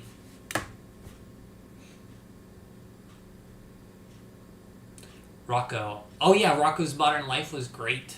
Real Monsters. I never saw all Real Monsters. Rugrats. I like Doug. Remember Doug? And Doug was cool. What else? There's another. Oh, Ren and Stimpy. Ren and Stimpy. I really like them. Okay, enough talking about Nickelodeon. Super NES. Street Fighter 2: The World Warrior. 5 months on the top. Legend of Zelda: A Link to the Past. Super Mario World. So Street Fighter 2: The World Warrior. I got this game, and I had a friend at the time. I think I told this story, so you guys, sorry if I'm telling it again. But I went over to his house, and I'd bring games, and we'd play. He used to get mad at games and rage at them, and like pick stuff like the controller and chuck it across the room, and just like just start yelling and he like physically harm his stuff. And he asked to borrow Street Fighter 2 once, and I let him borrow it. I should have known better. And when I got it back in school one day, the whole back was cracked off of it. And he denied doing anything to it. So I did replace the back on it. So what happened is he probably got pretty mad by losing and picked up the game and threw it across the room or something. Doug greater than Rugrats. Yeah, I like Doug more than Rugrats. I agree with that. Rugrats is fine, but Doug, I like Doug. I could relate more to Doug. Patty Mayonnaise. You must only played Super Mario on the All-Stars version. Was it any better than the original? So they changed the physics in the All-Stars version, which a lot of people don't like. Oh yeah, Pete and Pete was great. I love Pete and Pete.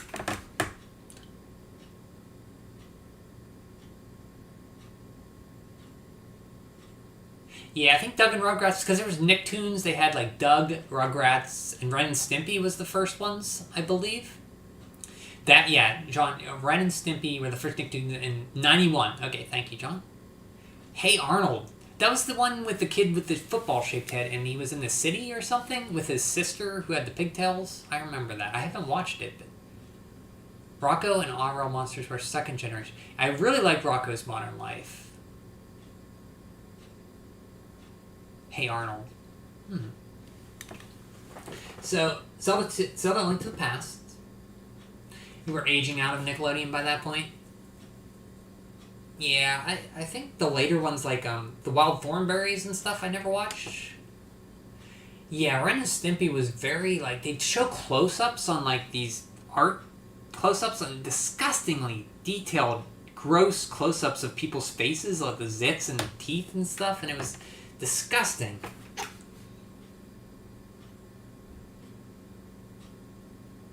Yeah, so I could never get into the Mario Brothers movement either. Super Mario Brothers, it was like, really, it felt like you were stuck in mud until you got going. I think that's what I was supposed to play. And they did change it up in the original, in the All-Stars version.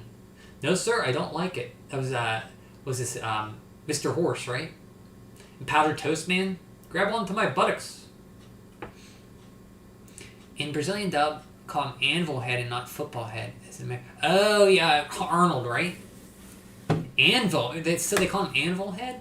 Oh, interesting. So they knew it was shaped like something, but they didn't call him an American Football Head. They called him Anvil Head. Super Mario World rounds out the top 3. F-Zero 4, Final Fantasy 2, 5, Super Castlevania 4, Contra 3, 7, SimCity 8, Final Fight 9, and Krusty Super Funhouse 10. TMNT 4, The Turtles in Time 11. WWF Super WrestleMania, my most disappointing game I ever got, 12. Mario Paint, Top Gear, my friend had Mario Paint, ActRaiser, Super Battle Tank, The War in the Gulf. Oh yeah, the Gulf War was over at this time. Pilot Wings, Super Star Wars, The Addams Family, and Super Adventure Island rounds out the top 20. So what do you think about this here? Pretty decent list, right? Game Boy, Super Mario Land. Number 1, Metroid 2, Return of Samus. Yoshi, The Simpsons Escape from Camp Deadly. Battletoads, Dr. Mario, TMNT 2, Back from the Sewers. Final Fantasy Adventure, TMNT, Fall of the Foot Clan. Batman, Return of the Joker. Baseball 2000, Final Fantasy Legend 2, Tetris, Mega Man, Dr. Wily's Revenge, Home Alone, NBA All-Stars Challenge 2, Monopoly, Final Fantasy Legend, Super Mario Land 2, 6 Golden Coins. That just came out and it's busts at number 20. Metroid 2 is still up there in the top 10 there. Mario Lands, man, it's really kicking butt. 25 months. Yoshi, 21 months. 10 months for Metroid 2. You played Super Mario Bros. 1 first, like me, right? I got used to the physics in that. Well, I played either 2 or 1 first. I forget which one it was. But I liked 2 a lot better than 1. But I never got used to 1's physics. Because I had 2, but I always played 2 when I wanted to play Mario. I never really played 1 much. So I don't have a lot of experience with 1. So I never really got used to it.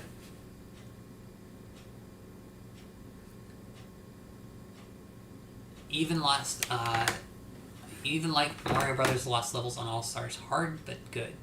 I never played the Lost Levels. Mario Brothers Physics, Grand Theft Auto Physics, no coincidence. Mario Physics related to Grand Theft Auto Physics. And Richard's happy because Metroid 2. Oh, good, we get... Oh, I like this. So, I love when kids talk. I love seeing these kids here because they're so... like late 80s and early 90s, they talk about what they like and they have like their games they like. So we have Jason Eldridge, Neptune Beach, Florida. Legend of Zelda, A Link to the Past. These are his favorite player picks. Legend of Zelda, A Link to the Past, Super Mario World, Final Fantasy 2, Mario Paint, and F-Zero. Good picks there, Jason. Jason Robinson from Coatesville, PA. Legend of Zelda, A Link to the Past, Super Mario World, SimCity, F-Zero, and Pilot Wings. Oh yeah, the counselors. There's no more counselors though. I miss them too, Richard. So they used to show the counselors that you call up on the phone and they give you tips on games for like $3.99 a minute or however much. But they stopped doing that around the Super Nintendo era. It's kind of disappointing. Doki Doki Panic greater than Super Mario Bros. 3, greater than Super Mario Bros. 1. If by Doki Doki Panic you mean Super Mario Bros. 2, yes. I like Super Mario Bros. 2 better than 3 and greater than 1. Yeah, I agree with that. In my opinion. That's my favorite NES Mario games. You tried speedrunning Tetris on Super Metroid with save stating frequency. I suck so hard I facepalm. Was that your first speedrunning experience? Because I'm not a speedrunner. I take things slow when I play. I do things not the most optimal way when I play games. So my way of playing games does not lend itself to speedrunning at all. So So, yeah, I always take my time when I play games a lot.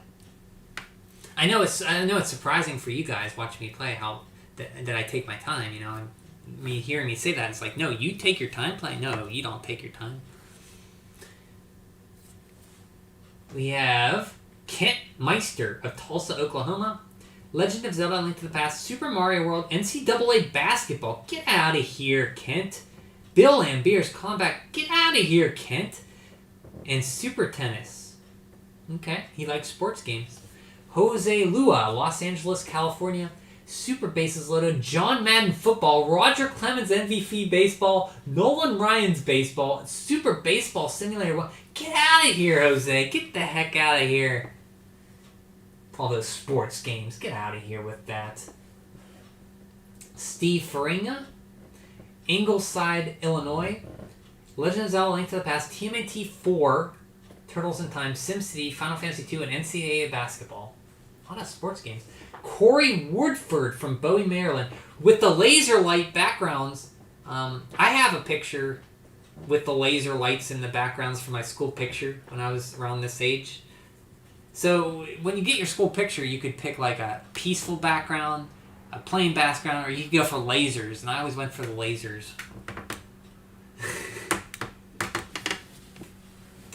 You like to complete games as much as possible, not as fast. Yes. I think it's so weird to me to think about speedrunning because I don't know games that well to speedrun. So the idea of me going through a game so fast is like, why would I do that? I want to enjoy it, you know? Because I don't play the same games a lot. Like, I'll go through a few years or more between playing a game, replaying a game. Means I only finish a bunch of games I play, but that's okay. Yeah, it's fine, as long as you're having fun. But, I mean, maybe if I knew a game so well and I liked it so much, I would get into speedrunning. I would understand it more. Brian low-key dislikes kids. Don't dislike them. I'm just kind of like, what the heck? Get out of here with that. There's so many better games you could play. Like, if you want to play sports, you're a kid in school. You can play sports. Play baseball. Why do you want to play? I'm not going to judge.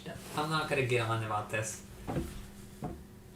Like, do you want to simulate baseball? Like, you can play at school? Or do you want to freaking shoot aliens and platform jump on Goombas and go on adventures in mystical worlds? Like, what? No, I want to hit a baseball or throw a football. Get out of here. Something tells me these kids would want to play EA games nowadays. Well, this kid, yeah, I think I would like to know where Jose is doing right now. And I'm sorry, I mean, you like what you like, but I mean, sorry, I'm kind of, and that's fine. He can like what he likes.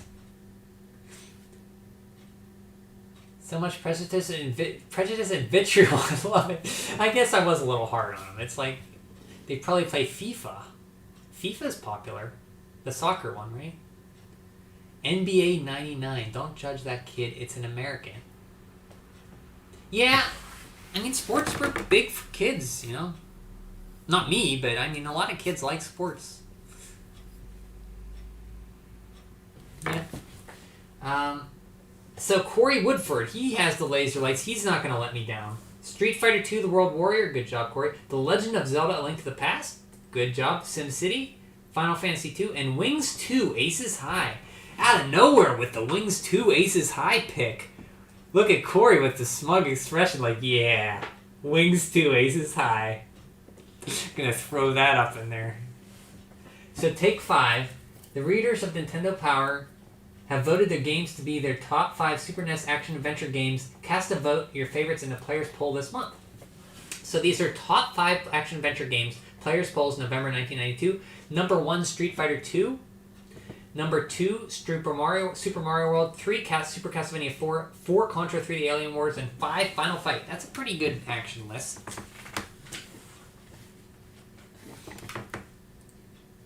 Never understood why there are chess games on SNES with fancy animation. So the NES chess game Battle Chess is kind of cool because I like chess. but I haven't played it in so long. But that game was really slow. But I did like watching the animations on it. Like, they'd slowly walk up and just kill your piece. When you take a piece, it's kind of cool. Yeah, there is a market. There's a market for sports and those type of games. No Zelda poo. All is right, it seems. Well, Zelda poo... well, these are for Super Nintendo games, so... Yeah, and these kids, these are all Super Nintendo stuff, so... It'd be funny if somebody said Zelda 2. Yeah, it's that good. I'm gonna put it in here. Young me never understood. So predictable, Richard. I like his predictability on the Zelda 2 hate. It is very... I can always count on Richard to throw shade at Zelda 2. Power puzzles. Oh, let's see if we can do one. One across. Pasta pounding bro. Luigi. Number 4 across. Stanley the Bugman. Okay. And I didn't even know there was a crossword puzzle there. Crossword puzzle for Nintendo video games. Like today, I tell younger people, hey, back then every PC game had a joystick, and they're like, what's a joystick?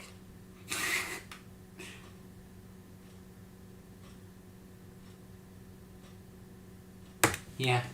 And it's weird, you don't call them joysticks anymore. So here's a Pro Bowl in Hawaii football contest. You can win super play action football. I will throw shade at Sonic 06 when we get there. Some 40 streams in the future. Sonic 06, I don't think I'll play Sonic 06.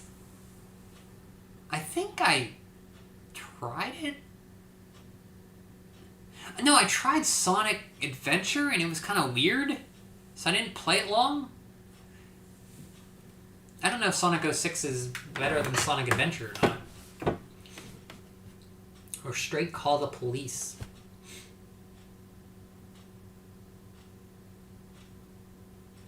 When he told them what joystick is, they're like, I'm going to call the cops. What's a joystick? What's this guy talking about? Not every PC game has a joystick. I only had a keyboard. You should have blown their minds and said, not every PC had a mouse. Oh yeah, the mouse was a kind of... The early mice with the balls in them instead of optical. You had to clean them. Don't you mean other M, Richard? I think Richard's hate for... I think Lemon hates other M as much as Richard hates Zelda 2. Lemon's the one who hates other M the most, and Richard's the one who hates Zelda 2 the most. Playing Doom with a mouse would have brain crashed everyone back then. Yeah, because the original Doom you played with the keyboard. You didn't play with a mouse. You didn't really need to because you couldn't aim up. Show them a floppy so you can mire a real-life version of the save button. Yeah, the big floppies, the 5 1/4 instead of 3 1/2. The big floppy ones that were actually floppy. Yeah, mouse look wasn't around until Quake.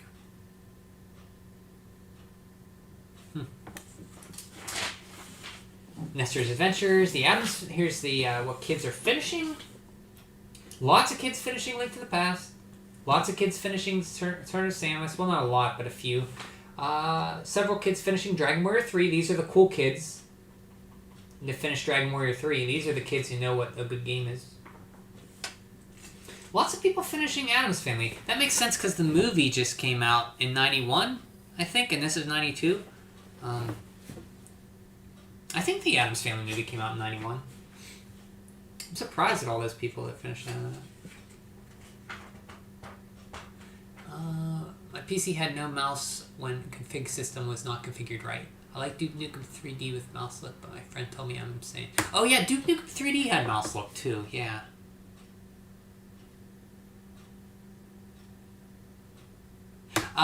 Nestor, I never even read these as a kid, John. It just never interested me. Like, I didn't care about this made-up kid. And so I can't tell you if it's good or not.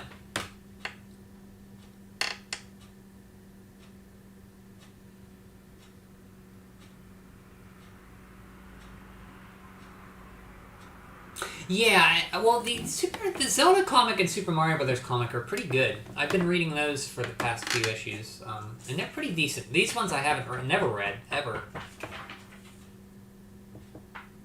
Here's George and Rob, two guys' opinions about games.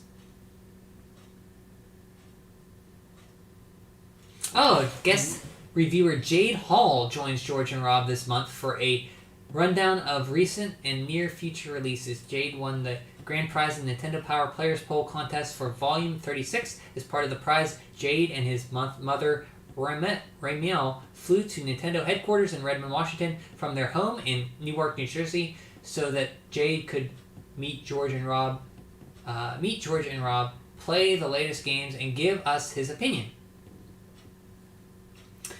Joe and Mac for the NES. George. Here we go. So George says, this game features fun cartoon-style graphics and a lot of cool enemies. I like it a lot. Rob says, this version of Joe and Mac is very true to the Super NES version in graphic style and play control. I like it, but the fact that Mac is completely absent from... Oh, really? The game seems to be kind of silly. I think that they should just change the name of the game to Joe. And Jade, the guest reviewer, says, I like the caveman setting, and the graphics in this game is a lot like the Super NES version, but the music is sort of primitive. Ooh, throwing shade on the NES version of Joe and Mac.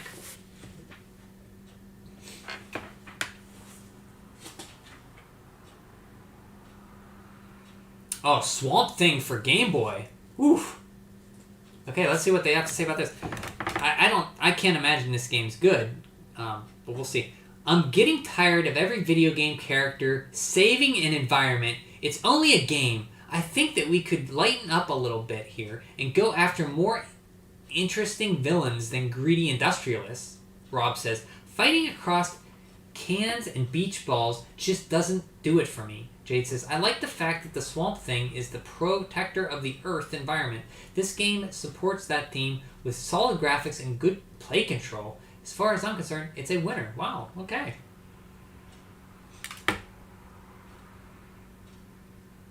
Mister looks like a low-budget version of Captain N or something. Let's see.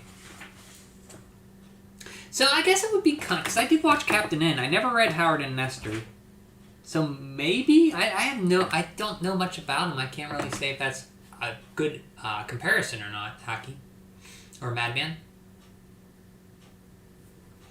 Battle Clash. That's the Super Scope game. Blaze On. What is Blaze On?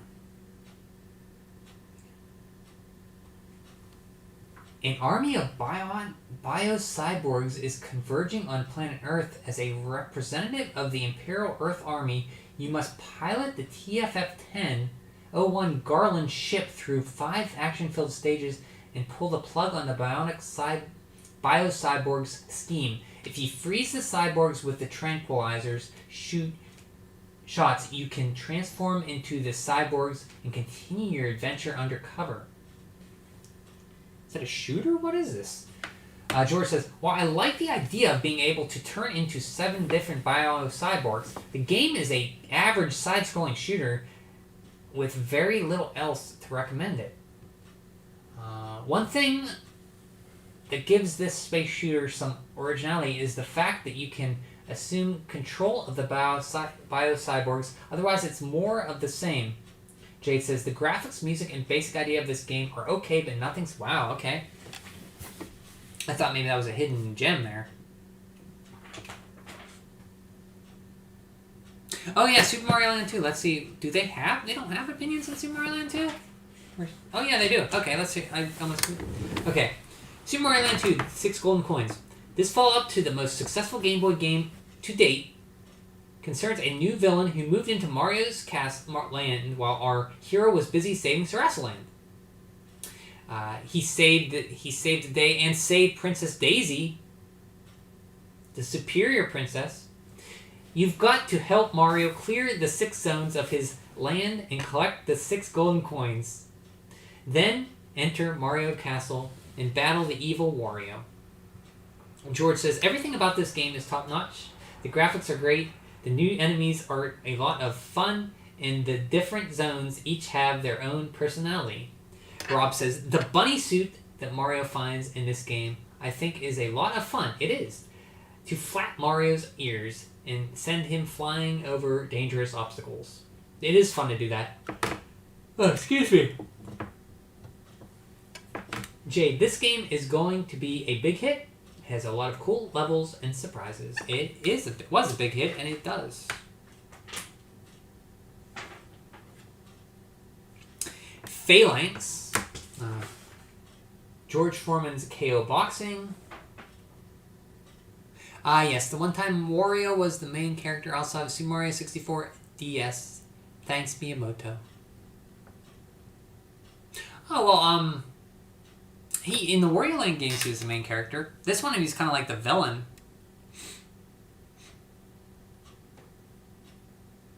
Man, there should be another Wario Land game. Skulljagger, Rampart, Super Star Wars. Let's see what they say about Super Star Wars. Star Wars fans are going to love this game. It's a perfect mixture of the movie story without video game action. Several of the villains in the game aren't in the movie. They add a lot of excitement and challenge to the game. Rob says this game should have served as a blueprint for how to make a video game out of a movie. The characters and the setting appear very much like they do in the movie. The music is also outstanding. Super Star Wars is very cool. The music and graphics are among the best I've seen. So they're really high on Super Star Wars.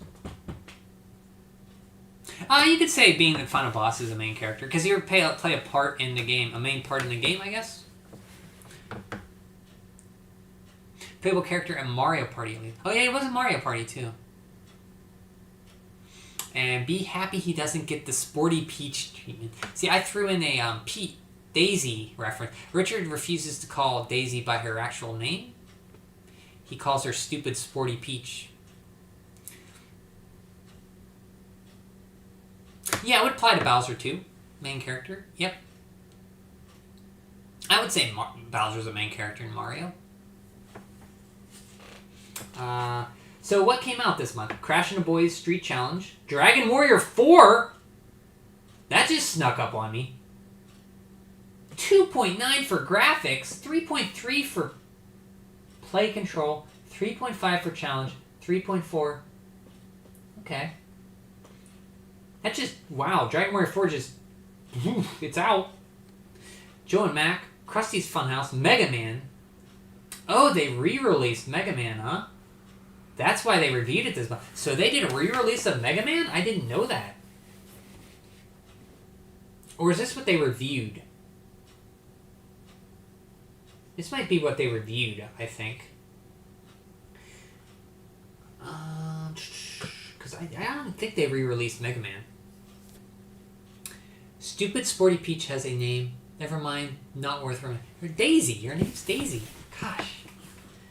The Adventures of Rocky and Bullwinkle for Game Boy. WWF Superstars 2.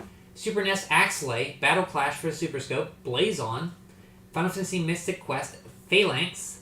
Rampart. Never played. I don't even know what Rampart's like. Skulljagger. Space Megaforce. And Super Star Wars. You like the funny fact that Toad was an a-hole at Mario Brothers and he was so annoying at Mario Party 2. So what do you guys think about Toad? I like Toad. A lot of people don't. Mega Man 1 was higher than 2 and 3. It was given a whole page. Yeah, they re-reviewed Mega Man 1 because they re-reviewed classic games. So they redid the review for Mega Man 1. See, there's their review of Mega Man 1 here, which is interesting. I guess since 4 just came out, and kids were getting into Mega Man, so they really wanted to say, hey, kids, you know we got more games of Mega Man. You try the first one. You might like it. No one likes Toad. I like Toad. Hey, I like Toad. I like playing as him in 2, because he's so fast. You don't like Toad? I only hate his GBA. Oh, yeah. I'm the best. No, what's he say?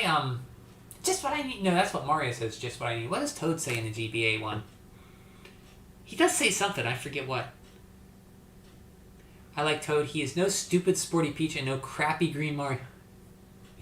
Hate for Luigi's frown. Here we go. Here we go. Nintendo's cutting edge.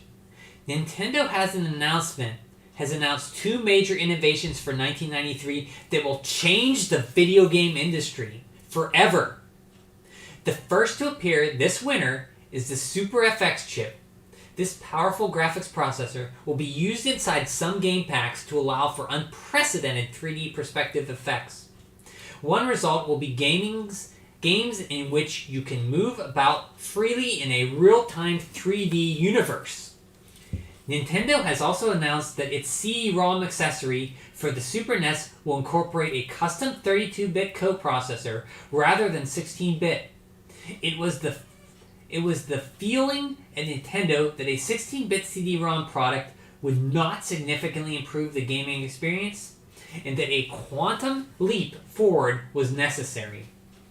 What this means is that the Super NES CD-ROM combination will make possible games far in advance of what is possible with 16-bit cartridge games. The release date of the CD-ROM will be dependent upon availability of quality software, but may occur as early as next August. Ooh, we're getting a Super NES CD. This illustration traces the evolution of 3D graphics, wireframe to filled polygons to map texture polygons, which can be generated by the Super FX chip. As everyone can see, it's a world difference. The Super FX chip could not do that. They couldn't do texture. I mean, the texture, they could texture like one color. Really hyping it up. He does not talk, he does high frequencies. Weird opinion, Richard Bowman. Richard does not like Sporty Peach, or he does not like Daisy or Mario or Luigi. FX, Star Fox. Yes, Star Fox. Coming up. Ninja, you're correct. They're prophesizing Star Fox. That's what they're talking about. The article is about the Super FX chip, Madman, and also about the Nintendo, Sony, PlayStation CD-ROM attachment that was scheduled to come out. They were hyping it for next August, like a year from now. You can always decapitate Toad to get a free power-up. Sporty Peach and Green Mario can't even do that. Yeah, you can. Well, Toad gets you the most one-ups with the coins. He can pick stuff real fast. Luigi's kind of weird to control. He kind of has that floaty control. I always played as Princess growing up because he could float. The 3D FX chip could raise... Oh, the Super FX chip. Yeah. Could raise your children. Make you breakfast. Save your life. Spider-Man and X-Men Arcade Revenge. Bubsy. I should play Bubsy. You know, one of my PS4 games is Bubsy the Woolies Strike Back. I actually was thinking about popping that in.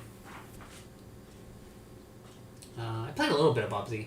I died a lot. I didn't quite give it the time I think I need to. Can't wait for Toad to be reintroduced as early Slippy. Early Slippy. I like Slippy. He's better than Falco. You like Bubsy? Yeah, I don't have anything wrong against Bubsy. I haven't really played it much to form an opinion, but I'd play it. Cal Ripken Jr., Jalco's Kingdoms 2. So there's a lot of NES games. Got Young Indiana Jones, Rampart for Game Boy, Young Indy for Game Boy. Is that Game Boy? No, Young Indy for NES. There's two Young Indy games? I guess they're taking two screenshots. Magical Quest starring Mickey Mouse. This game I'm very nostalgic for. My friend had it and I borrowed it from him. And my first school dance I ever went to, that weekend before, I borrowed it from him. And I was so happy I had Magical Quest. I said, I'm not like gonna ask a girl to dance, and I asked her and she turned me down. She said she doesn't dance slow. And then I came back later and she was dancing with another guy, and I was so sad. And then I went home and I played Magical Quest and I felt better. So Magical Quest is always tied with my first dance experience. So what's on the horizon other than staggering new technologies? How about the most famous rodent in history? Capcom has created this sort of background for Magical Quest starring Mickey Mouse that you might expect in a Disney animated feature film. As Mickey progresses through 7 stages, he can take on new powers by changing to an appropriate costume. It's funny when he changes because he puts like this changing curtain in front of him, and then he changes and he comes out. It's a really fun game. I should play this again for you guys. Have you guys ever played this? It's a game that I have fond memories of, and I do like it a lot. There was actually 3 of them. The sequel, Great Circus Mystery, came out for Genesis as well, and then 3 came out in Japan for the Super Famicom, but only over here for the Game Boy Advance. They're all good. Yeah, Bubsy, Ninja Funny skulls between Bubsy. I don't know. Would you guys want to see me play Bubsy? I haven't. I've played it a little bit, but not enough to form an opinion on the game. I just died in a lot. I didn't think it was bad. I just didn't play it. Damn, got me. Slippy is my favorite. Nice. Okay. I don't mind Slippy. Her loss. Yeah, that's right. Her loss. That's right, Heidi. It's your loss. Don't worry, Madman. Slippy gets better in Assault and Command. So, yeah, when I was playing, like, Assault had it had a story that was deep. I was surprised how deep that story was going. There seemed to be a lot of lore to Assault.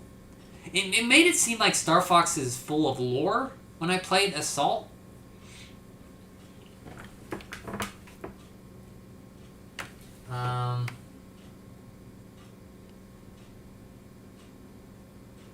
The action of the early version of this pack played was non-stop hopping and stomping with the sort of quality action controls you expect from Capcom. From the Dark Forest to Pete's Castle, this Super NES pack looks like a class act all the way. You should be able to check it out by December or January. My friend had that game. I thought it was amazing. It looks amazing still. Batman Returns. This was one of the... Oh, for the NES. It's a decent game. I went through it like last year. It's very hard near the end. It's a beat-em-up. Capcom Konami beat-em-up. It's pretty fun. Let's see what they have to say about it. Batman Returns for the NES has solid arcade action although not created by the same team that brought you TMNT. Batman Returns shares many characteristics of that other superhero series. The cinema scenes are impressive, but short. Batman can use the batarangs, the bat hook, plus he has some special moves like a flying kick that was directly borrowed from the Turtles. Even the music sounds Turtlesque. Both Batman fans and Turtle Maniacs should have fun with this pack. As for the long-awaited Super NES version, Konami sent us a screenshot to whet our appetite, but they said the game won't be out until next year. We'll update you as soon as we get a demo version of the game.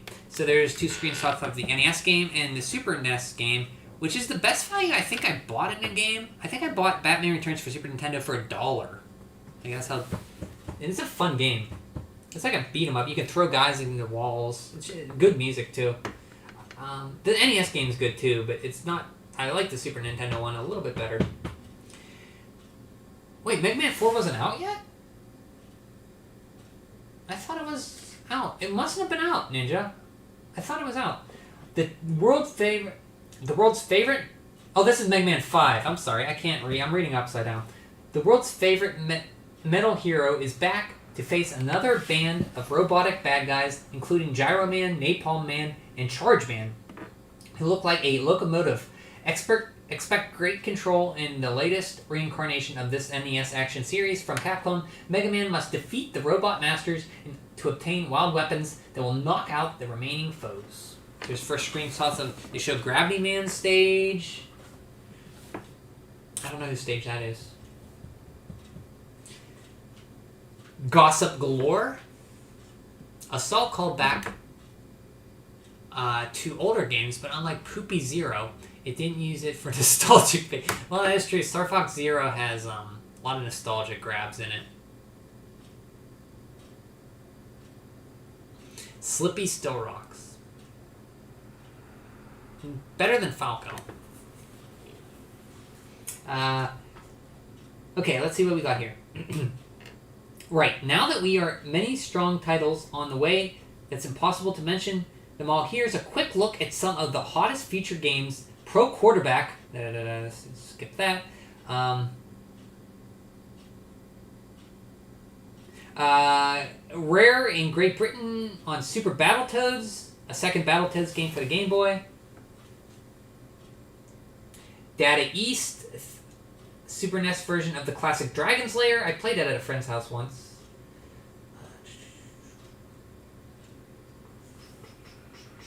Cybernator, which I was thinking about that game the other day. I have that. It's like you're in a mech and you can climb out of your mech, I think. California Games 2. Lost Vikings coming out. The day after Thanksgiving in a 30-minute animated special from Dick. Finally, look for the Battletoads on your TV the day after Thanksgiving in a 30-minute animated special from Deke. Check your local listings and times for the station. Napalm Man was such a cool guy that they had to nerf his stage and ban Mega Man 5 in Europe. What? No, they did. You're pulling my leg, Ninja. Did Mega Man 5 never come out in Europe? I borrowed Magical Quest as a kid and it was hard, but I finished it in one weekend. Yes! So you like Magical... Yeah, Magical Quest is good. I like Magical Quest.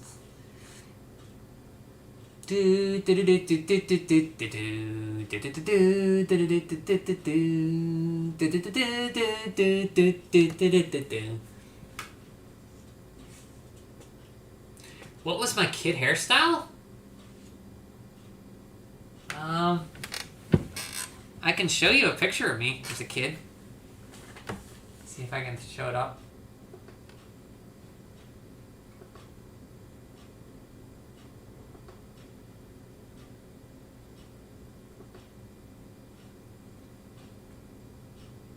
Give me 1 second.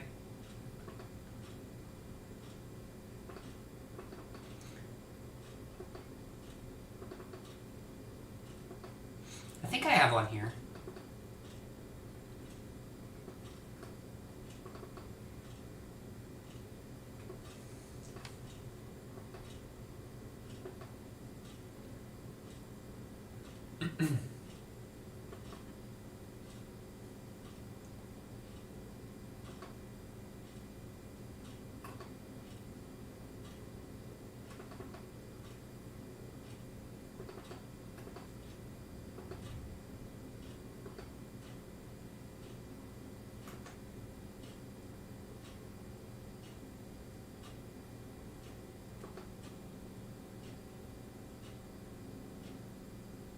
There I am. That's me from 1989.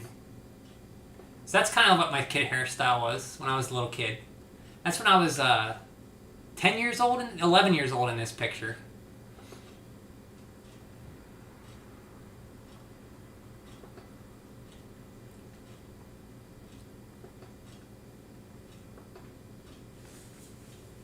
Funny censorship in Europe all around. So did they really censor Mega Man 5?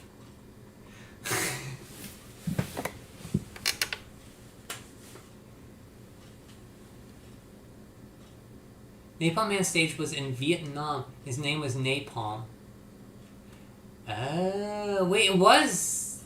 Wait, it wasn't really in Vietnam, though, was it? Napalm Man.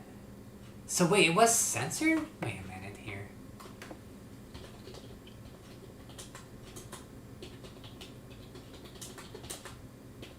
I'm so gullible.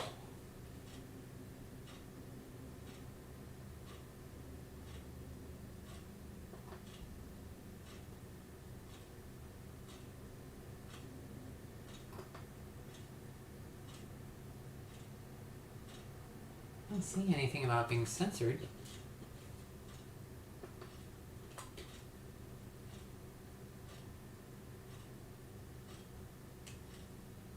I'm not seeing anything about being censored.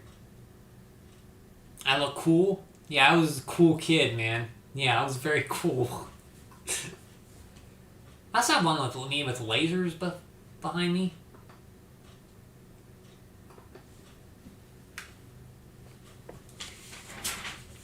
Oh, here we go. Next issue, Batman Returns. 6 golden coins. Ooh, that'll be good. Wait a minute. We just had a preview on Super Mario Land. Wait, it was banned?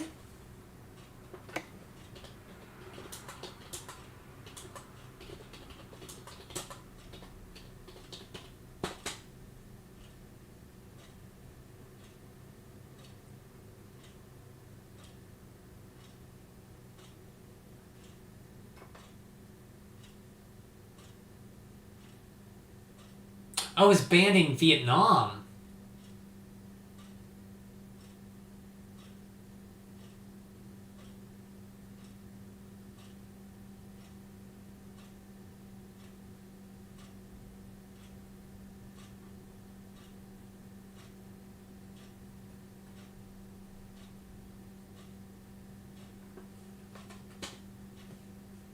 Huh.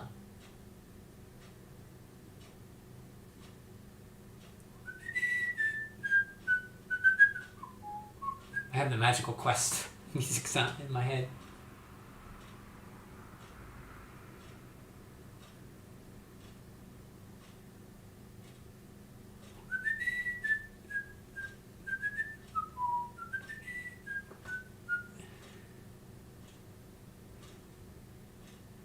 Yeah, banned in Vietnam for sure. I didn't see about Europe.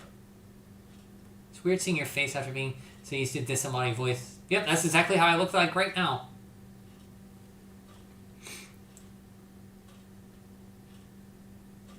Cultural diversity. In Germany, there are no Nazis in World War II games because... Yes! I figured that. So Death Valley Rally is coming up. I was so excited for this game as a kid. I got it, and I tried to like it. I still kind of like it, but it's like... What's that Stockholm Syndrome, where you're kind of with a kidnapper and you start to like them? I think that's what I had, the relationship I had with this game. It plays a lot like Sonic the Hedgehog, but the levels actually aren't as... They're very... Like, it doesn't control very well. That's the main problem with it. It looks beautiful, but it doesn't control well. You have to find these flags, and you've got to do them to find, like, points for one-ups and stuff, so you want to find as many as you can, but the level layouts are so terrible. It looks and sounds great, but it's just disappointing. And that's it. And that is Nintendo Power Volume 42 for November 1992.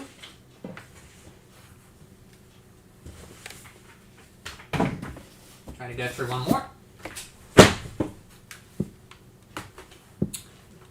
This is Nintendo Power Volume 43. This is December 1992. See on the front, I was so excited for this game. Roadrunner's Death Valley Rally, NES Batman Returns. I was a huge Looney Tunes fan. I still like the Looney Tunes a lot, although I haven't watched them in years. I used to watch them all the time with my dad growing up on Sundays. Puts the control in your hand, puts you in control, power of choice. For $100 you could have the control deck and pick your game. Sad. We're still in a sad Pokemon-less world. Yes, still. Oh, you're gonna head out, John? Okay, I hope you feel better. Thanks for stopping in. I appreciate it.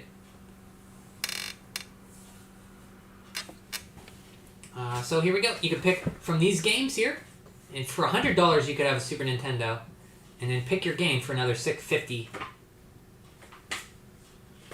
NES, Batman Returns, James Bond Jr., Tecmo, NBA Basketball, Caesar's Palace, Looney Tunes for Game Boy, which I think is pretty decent. Super Mario Land 2 is the big one. Super NES, Desert Strike, Return into the Gulf, Roadrunner's Death Valley Rally, Spider-Man, Arcade's Revenge, Pushover, Battle Clash, and Bazooka Blitzkrieg.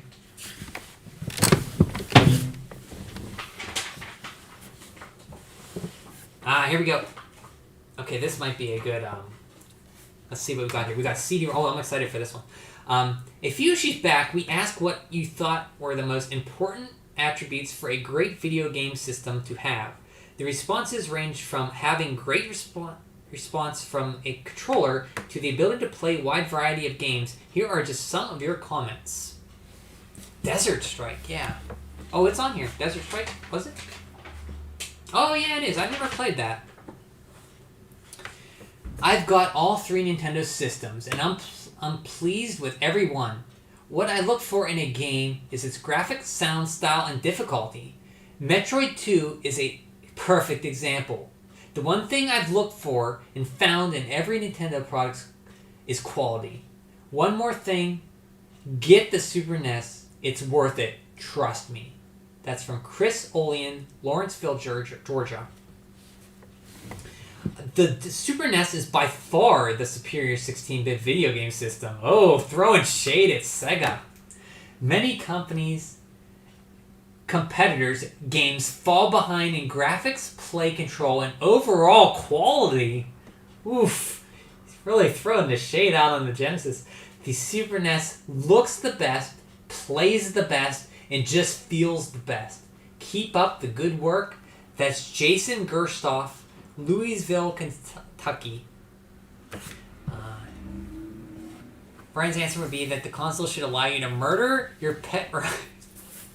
No, murder Yoshi. I think you're referring to how I accidentally killed Yoshis when I was playing Super Mario World. It was habit. It doesn't make me a bad person. It's just how I played the game. Jungle Strike was the sequel, and as a kid, I wrote a test about it. Oh, you wrote like a paper about Jungle Strike, the game? That's kind of cool. Do you still have that? You should read. That's pretty cool. So as a kid, I had to do a book report on the state, and I picked Louisiana because I was obsessed with the Bayou. And I got Bayou Billy around the same time. And I really like Bayou Billy, even though it's not a great game. I still have some fondness for that game. I haven't beat it since 2015 was the last time I beat it. I think Bayou Billy was the first game I ever streamed and beat. Did I stream it? Maybe I just recorded it. I have a fondness for that game, even though it's not great. So this kid, Jason Gerstoff, does not like Genesis at all. He's throwing shade at Genesis. I believe the Super NES games are 10 times more challenging than games for other systems, and with the price of the Super NES getting lower, there's no comparison. Jason N. Brock, Maitland, Marietta, New York. Yoshi stowed away in my suitcase as I headed back from a vacation in Dinosaur Land. When I found him, he was chewing on my new Nintendo Power. After I got away from him, I saw your Player's Pulse questions.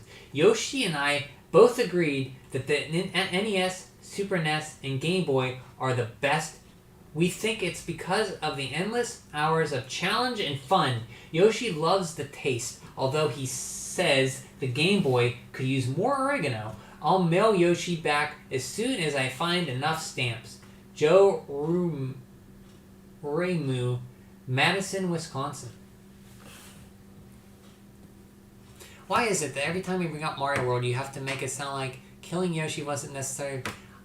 Did I make it sound... Well, I mean, as a kid, it was either him or me. It was him or me.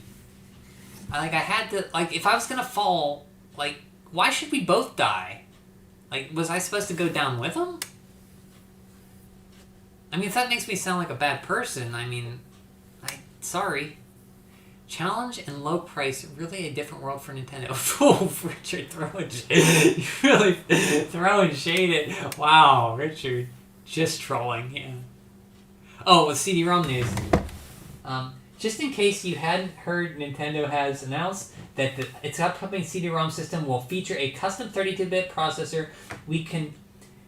We are convinced that a 16-bit processor will not provide game players with significantly enhanced and unique video games. By offering enhanced processing power and speed, we are confident that our CD-ROM, when coupled with a Super NES, will offer a truly superior game experience to cartridge-based games.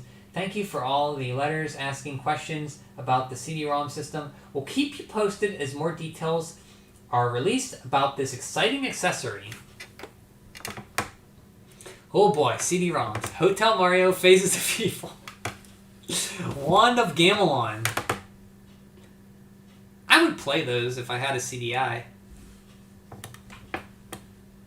That's funny that they pulled out of their relationship with Sony and partnered with Philips, and because of that agreement, Philips could publish 3 Zelda games. And they ended up doing those games, which I have no idea what they're like. They could be great, they could be bad, I have no idea.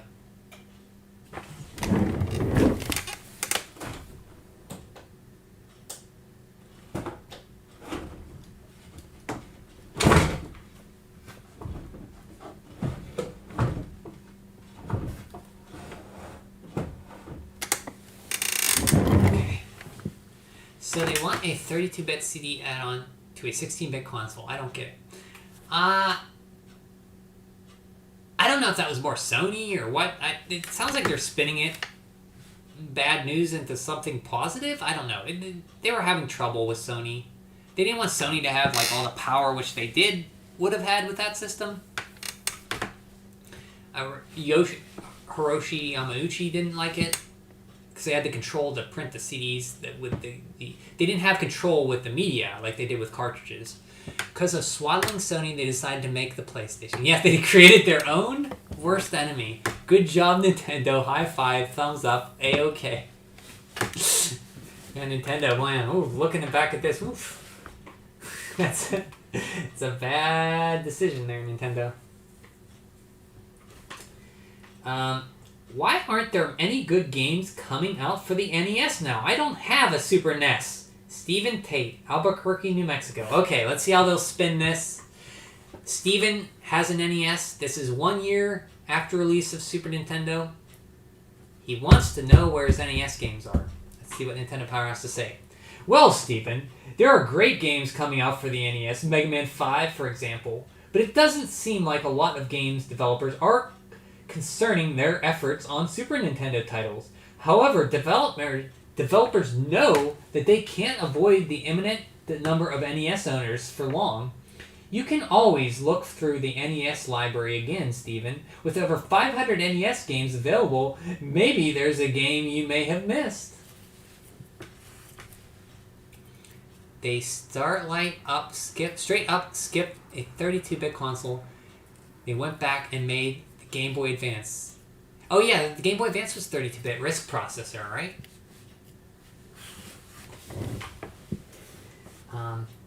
Winning combination of cards. If you had these cards, you win. I don't know what you win, but if you had the Centipede card number 45, Super R-Type number 32, or Dragon Warrior 3 number 10. Oh, I would have liked that one. You have the winning combination of Super Power Club cards. Super Power Club cards. This kid probably still complaining Nintendo isn't releasing NES games.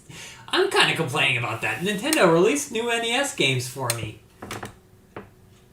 But Sega did the full add-on hell. Sega went overboard with it, man. Like 32... 32X, yeah. I remember my friend got that. And he got a Saturn, too.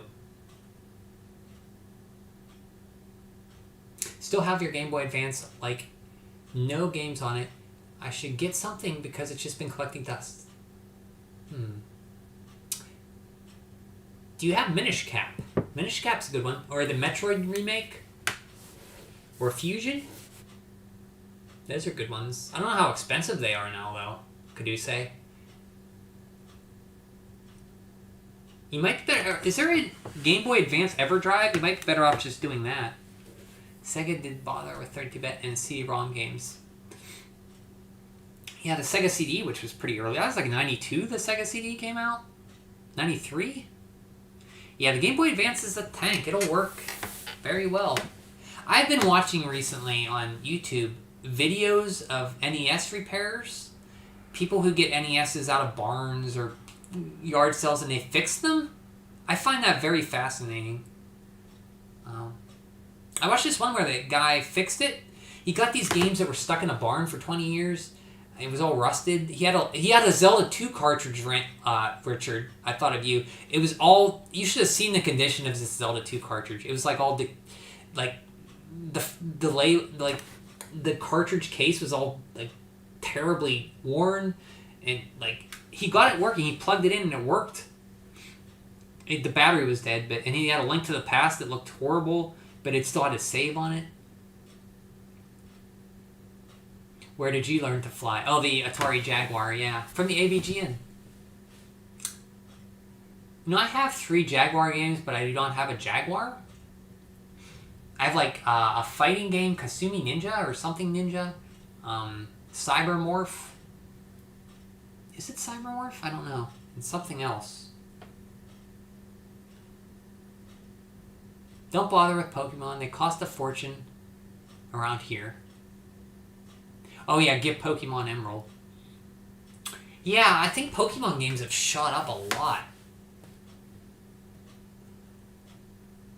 What do you think of Omega Ruby Alpha Sapphire? Oh, the remakes? Like hundreds of dollars for Game Boy Advance era and now recently a DS games.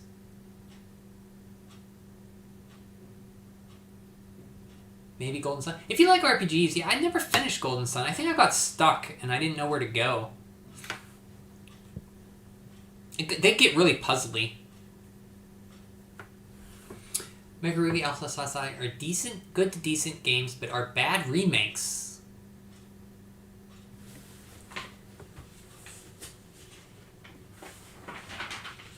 Batman Returns on NES. Pretty fun game.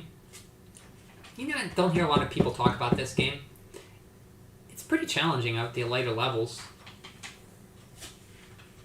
Just a beat 'em up. I could get games by better means, but I feel nice just to own one for game. So you don't own any games for Game Boy Advance? I don't know what to go for now. What is it? Like, what kind of games do you like? Like, I'd say Minish Cap, but I don't know how much. Because Minish Cap's a very good Zelda game. I don't know how much it goes for now.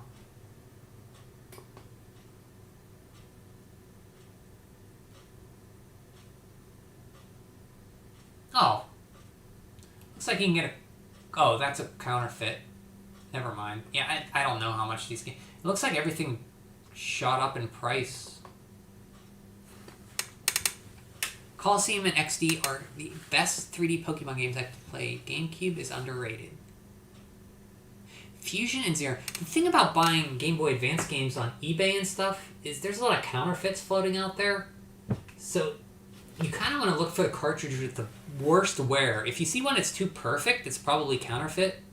So you want to look, when you buy them, look for what cartridges with labels torn or marks on them. So you know it's kind of more legitimate. Love Zelda, love anything, really. I will buy the Metro games. Yeah, well, be careful. There's a lot of counterfeits out there, Kaduse. A lot of counterfeit Game Boy Advance cartridges. You probably want to go in a listing with the pictures and look for like a more disheveled copy that has wear on it, so you know it's more real. They do have detailed animations.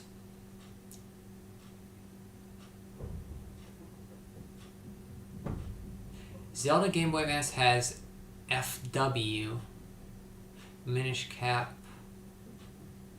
They re-released.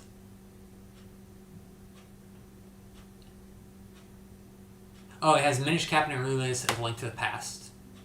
Oh, Four Swords. Okay. Also look for Nightmare in Dreamland and Amazing Mirror. You won't regret it. Wink. Coming from the Kirby guy. Curbster.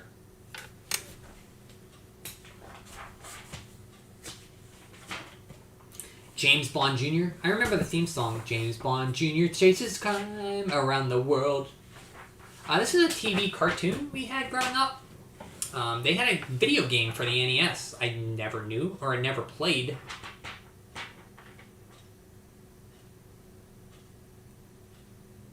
So Amazing Mirror is, it's almost like a Metroid-like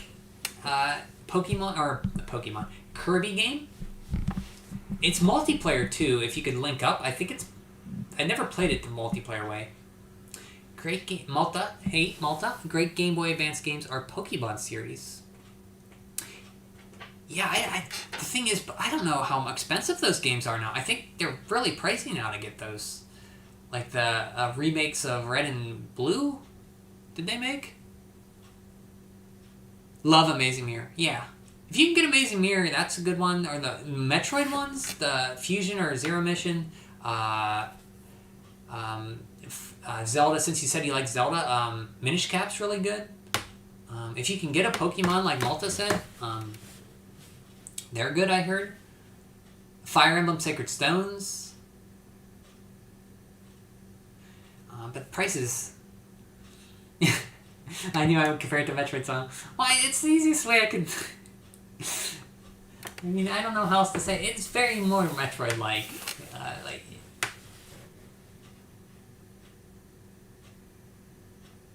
you found 1 out of 2 pages from your Dongle Strike SNES test. I did on a type. Really? You should scan that and upload it and post a link. If you can I have to figure out how to let people post links. I would like to see that.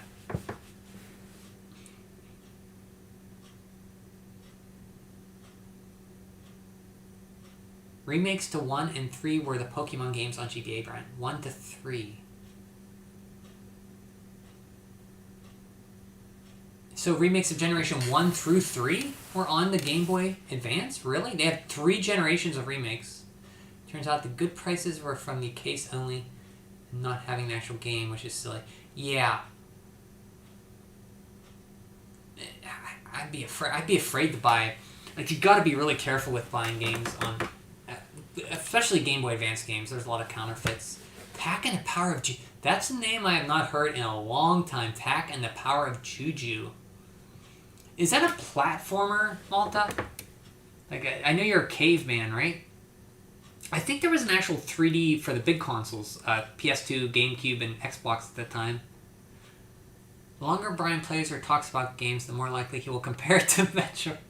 Is that a rule, Richard? It's like everything. I don't know. Maybe I am comparing too much to Metroid. Just 1 remake and 3. The 3rd generation? Oh, because 2nd generation was color, right? It was 1st generation Game Boy, 2nd generation color, and 3rd generation Game Boy Advance. Yeah, it was a platformer, Malta. I've heard of Tak and the Power Juju. So is anything like Banjo-Kazooie Grunty's Revenge? Because I really enjoyed that game. I'm surprised how much it played like a Banjo-Kazooie game. I guess I shouldn't be surprised. 2 pages. Page 1 was a test page. 2 was pictures cut out from SNES magazines. Nice. That's cool you still have that. James Bond Jr. Tecmo's NBA Basketball. Caesar's Palace.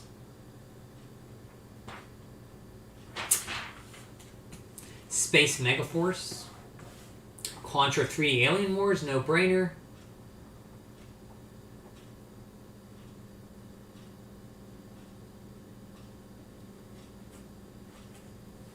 You will upload page 2 next time. That's cool. I'd like to see that. I'll have to see if you can link it. I don't know if you can. I have to see if I can allow links. Yeah, Banjo on GBA. I enjoy it quite a lot. There's a lot of good GBA games I have not played. Like Tak and the Power Juju. I always thought that was just a console game. I didn't know it was a Game Boy Advance game. Is that one you had, Malta? Tak and the Power Juju? I've never played a Banjo before. It's like Banjo-Kazooie is like Super Mario 64, but better, I'd like to say. Not better, but more in depth.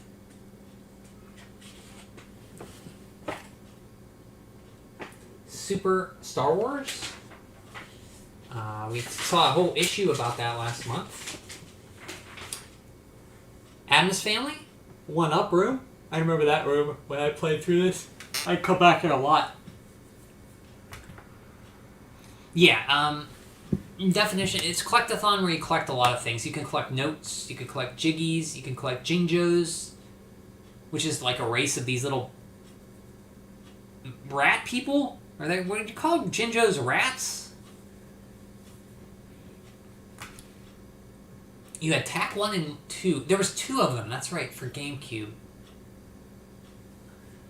Tak 1 and 2 for GameCube. I forgot there was 2 of them. They're 3D platformers. Do you have a video on that, Malta? On Tak 1 or 2? Or maybe it's with your GameCube Memories videos or something?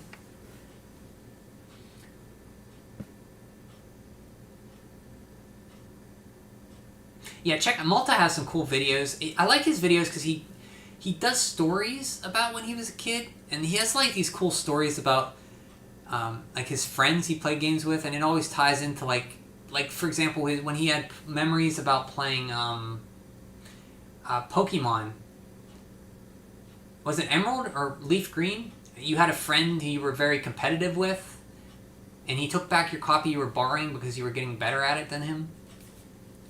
TAC retrospective. Ooh, we got a TAC retrospective. So check out the TAC retrospective. I'd like to check that out. There's a third GameCube featuring co-op. Huh. I didn't know there was a third one? And you agree with better for the Banjo and Mario comparison? Yeah, I'd say I think I enjoyed Banjo 1 more than Mario 64. I could see that. Do you have Conker's Bad Fur Day you could play if you ever play? I do. I played through that game, and I wasn't the biggest fan of that game. It was okay. I found it kind of hard near the end with the storming the beaches section. I died a lot on that part. It was okay. I was surprised at what they had in a kid's game. Like the swearing and the adult humor in that game. I don't know if I'd play it again so soon. I did play it through recently, Richard. I guess I could pop it in for... Next time we play 64, I'll pop it in. You're gonna head out, Madman? Okay, thanks for stopping in. It probably is pretty late or early over there in Germany. I appreciate it. I look forward to your scanned paper from school. Thanks for the plug. No problem, Malta. I like your videos a lot. They're very heartfelt.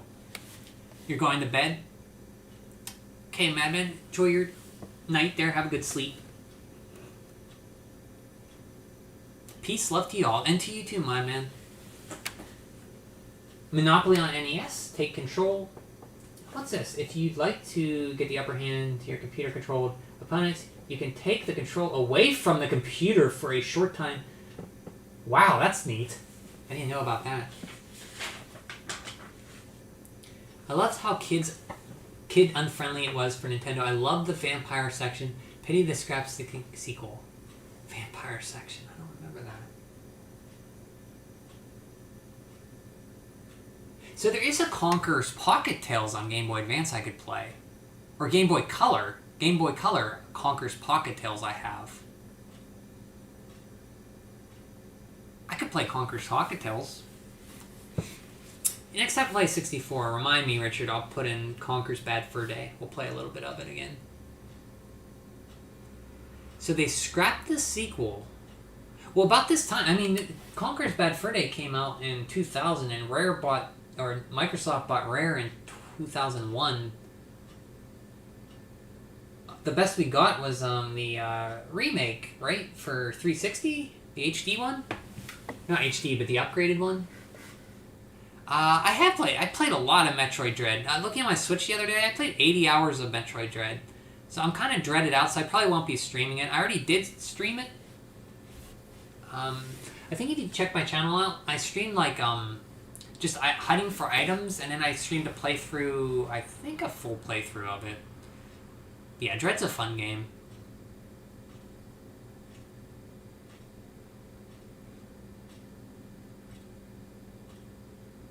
Let's see. Okay, let's get on to Chapter 12, The Final Battle. I never expected you to destroy Aghanim or to look down upon his battled body. But you fool's resistance ends now. I will destroy you and make my dream to rule both light and dark world come true. Never! Clang! The Final Battle, Chapter 12. That's a way to open. And there's the best Ganon. You got Pig Ganon right there. Has this trident.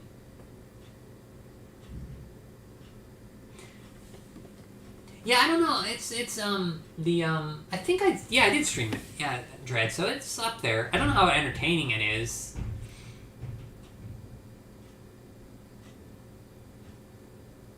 You haven't beaten it on easy though, Brian. You mean normal? Ugh! Oink. Ah! Zelda flies down. She falls on the floor. She sees the crossbow. Is that the best you can do, weaklings? I shall finish you off with my next blow. Arg! Oh, wow, that's violent. Link! Wow. Ha ha ha! What do you mean to do with that bow, princess? You will get your chance to fight me after I deal with this whelp. Yeah, I like the Pig Ganon, Ninja.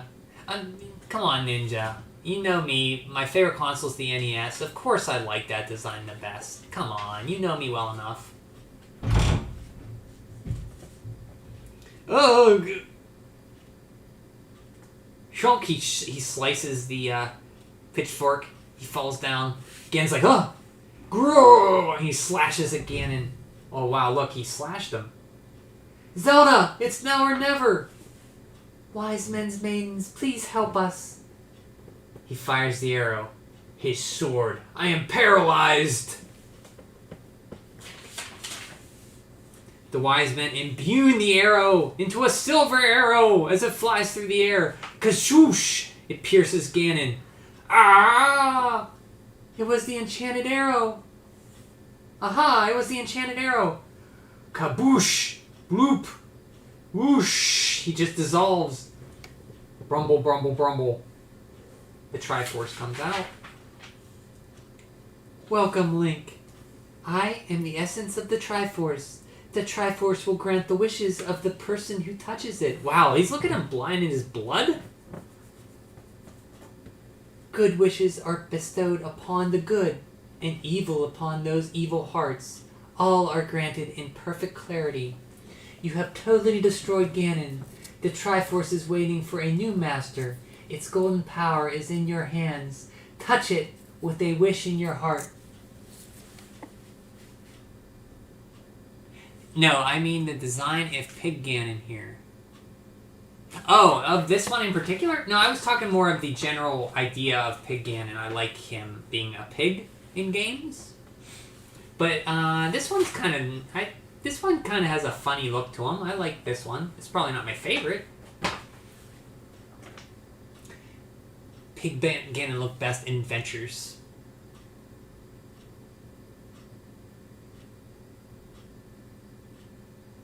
Do you mean Adventures of Link? You mean where he, on the title screen where he shows up? And where when you die and you go and then you show the shadow? The crossbow of light, and Ganon has pearls. Oh yeah, he does wear a pearl necklace there. It's a crossbow and not the... it's good. They take kind of liberties, Richard. Though Pig Ganon looked cool in Twilight. Oh yeah, he was the Pig Ganon in Twilight Princess.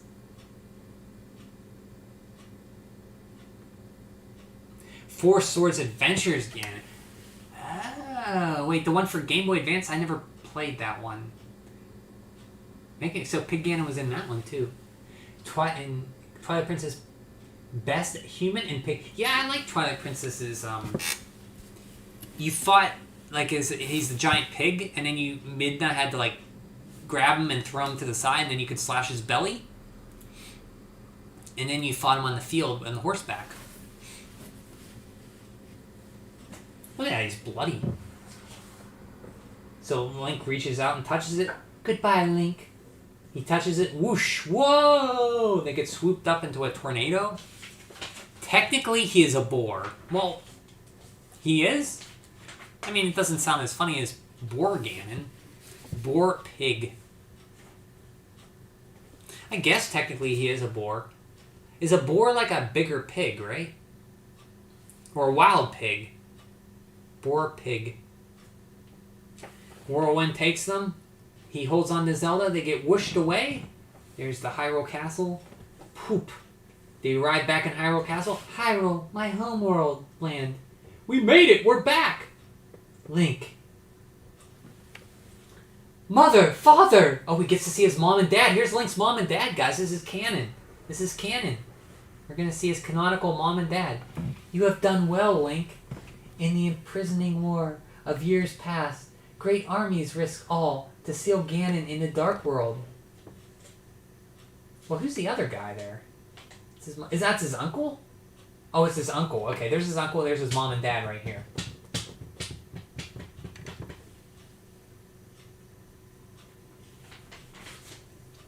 You, however, accomplished a much more lonely and difficult victory. It was not only by your own power, but also that of the many generations of knights and wise men who preceded you. Let the memories of their efforts humble you. Never forget.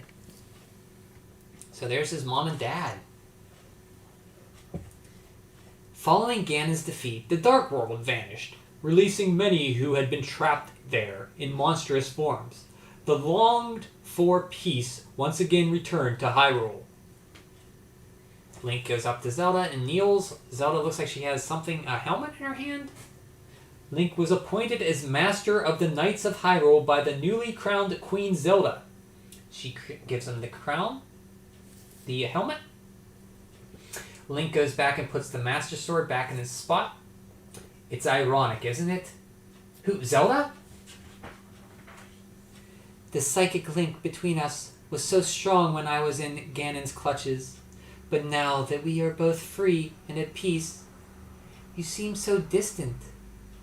Guarding the Triforce, I am alone. She kneels down. She puts his hand on Link, and she has a Triforce symbol on her hand as well. She looks away and rides off.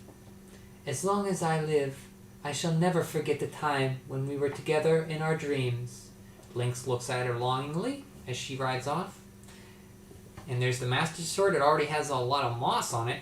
And as the centuries pass, the legendary Master Sword lies waiting in the depths of the Lost Woods, waiting for the time when disaster again befalls Hyrule, waiting to call a hero to arms. The end. So that's the end of the Zelda comic. 12 issues in all? I think. Was that 12? Yeah, chapter 12. Canon in comics are a first for me to hear. It's awesome to finally see parents. Yeah, you get to see his mom and dad. In Breath of the Wild, he is a boar, and a boar, B-O-R-E. Oof. I was wondering when we get some... I was expecting Ninja to do the Breath of the Wild hate, not you, Richard.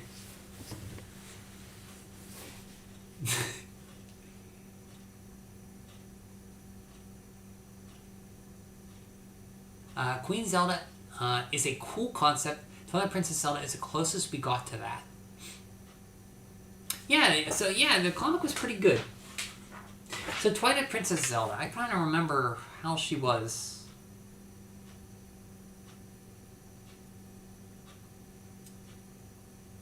I really liked her in Skyward Sword too. Of course, she was asleep for most of it. But up until the part where she was asleep, I really liked her. I like Groose. I think Groose is the best Zelda character. In 3D Zeldas, I should say. You really liked it? I'm glad you liked it, Goose. I quite enjoyed it too. Here we go. Super Mario Land 2, 6 golden coins. Big Bad Wario has a sinister Mario wannabe, has seized control of Mario Land during our hero's absence. Now that Mario is back, he has to chase Wario out of the castle or lose it forever. The 6 zones of Mario Land hold the magical golden coins, which act as a key to Mario's castle. It's up to you and Mario to explore the zones, collect the coins, and march on to the castle to send Wario packing. She was the ruler of Hyrule and Twilight Princess. Nintendo confirmed the Twilight Invasion phrase before her coronation when she would become queen in title. Oh.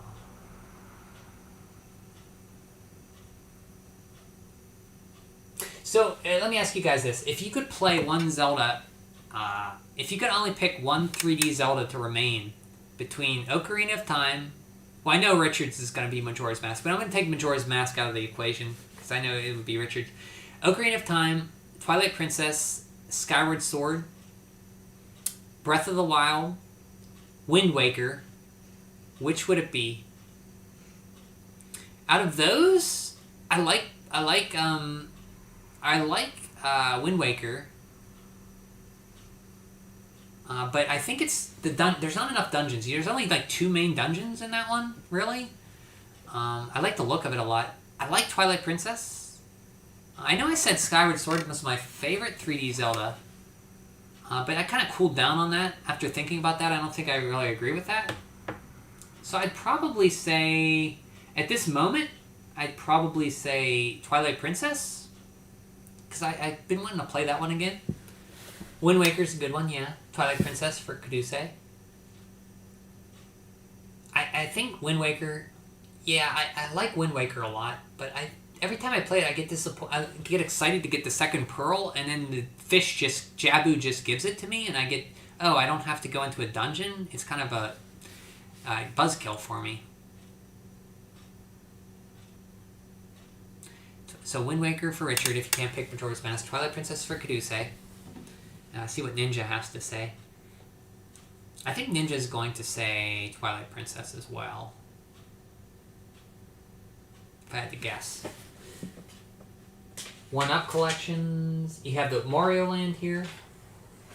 The second pearl. Which one do you get after you beat the first dungeon? Don't they just give you one? He just gives you one, right? And then you don't do a dungeon for it? I thought that was disappointing. Is it the third pearl then? Okay, I was mistaken then.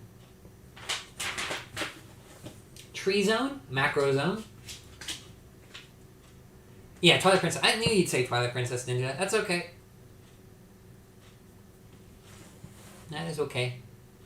You know you could still get Twilight Princess for like $10 on Wii? It's still a cheap... It's probably the cheapest Zelda game you can get right now. Like, you can get a good copy of Twilight Princess for Wii for like $10.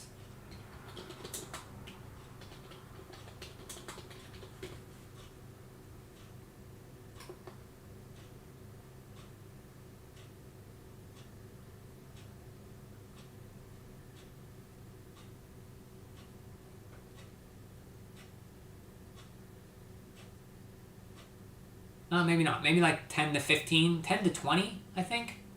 Probably around 15.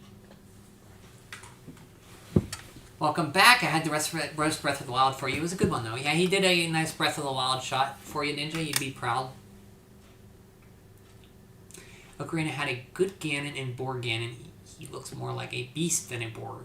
Oh, with the big tusks. See, in Twilight Princess, I remember he had big tusks. He did look more like a beast in Twilight Princess, I know. I don't remember Ocarina of Time. I can't remember much about that game, the last fight. Well, I do remember a Phantom Ganon where he came out of pictures. You still have it on Wii. I've never played through the Wii version. I only played the GameCube and the HD remake one.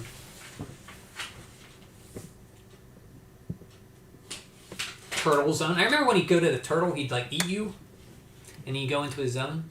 That's how you get to the turtle world. He'd like eat you. Yeah, I forgot about that too. I guess he is in there, like Ninja said. I thought it was just like Ganondorf. It's like the first appearance of Ganondorf, right? He is mostly humanoid form. Look at that picture of Wario there. That's a happy, jolly guy. Puppet Ganon. From Wind Waker, right? I remember you saying that. That's where you're climbing the tower and the ropes and stuff. Bonk's Adventure on Game Boy. I did complete this game. I beat Bonk 1 and 2 on Game Boy. The first Bonk game I ever beat. Sound the Cave Boy battle cry and join one of Hudson Soft's heroes, Bonk, as he makes his Nintendo debut on Game Boy. Bonk's only weapon is his rock-solid noggin, but he controls it extremely well.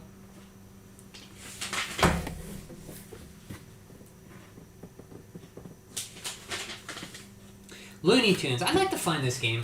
I heard it's decent. Like, each stage is a different Looney Tune character. Stage 1 is Daffy, Stage 2 is Tweety, Stage 3 is Porky, Speedy Gonzales, Tasmanian Devil, Stage 4 Roadrunner, and Stage 6 Bugs Bunny. What's the Roadrunner stage like? I'd like to find this game. This is the next Game Boy game I want to get. Yeah, but Peppa Gano wasn't technically Ganon. Hmm.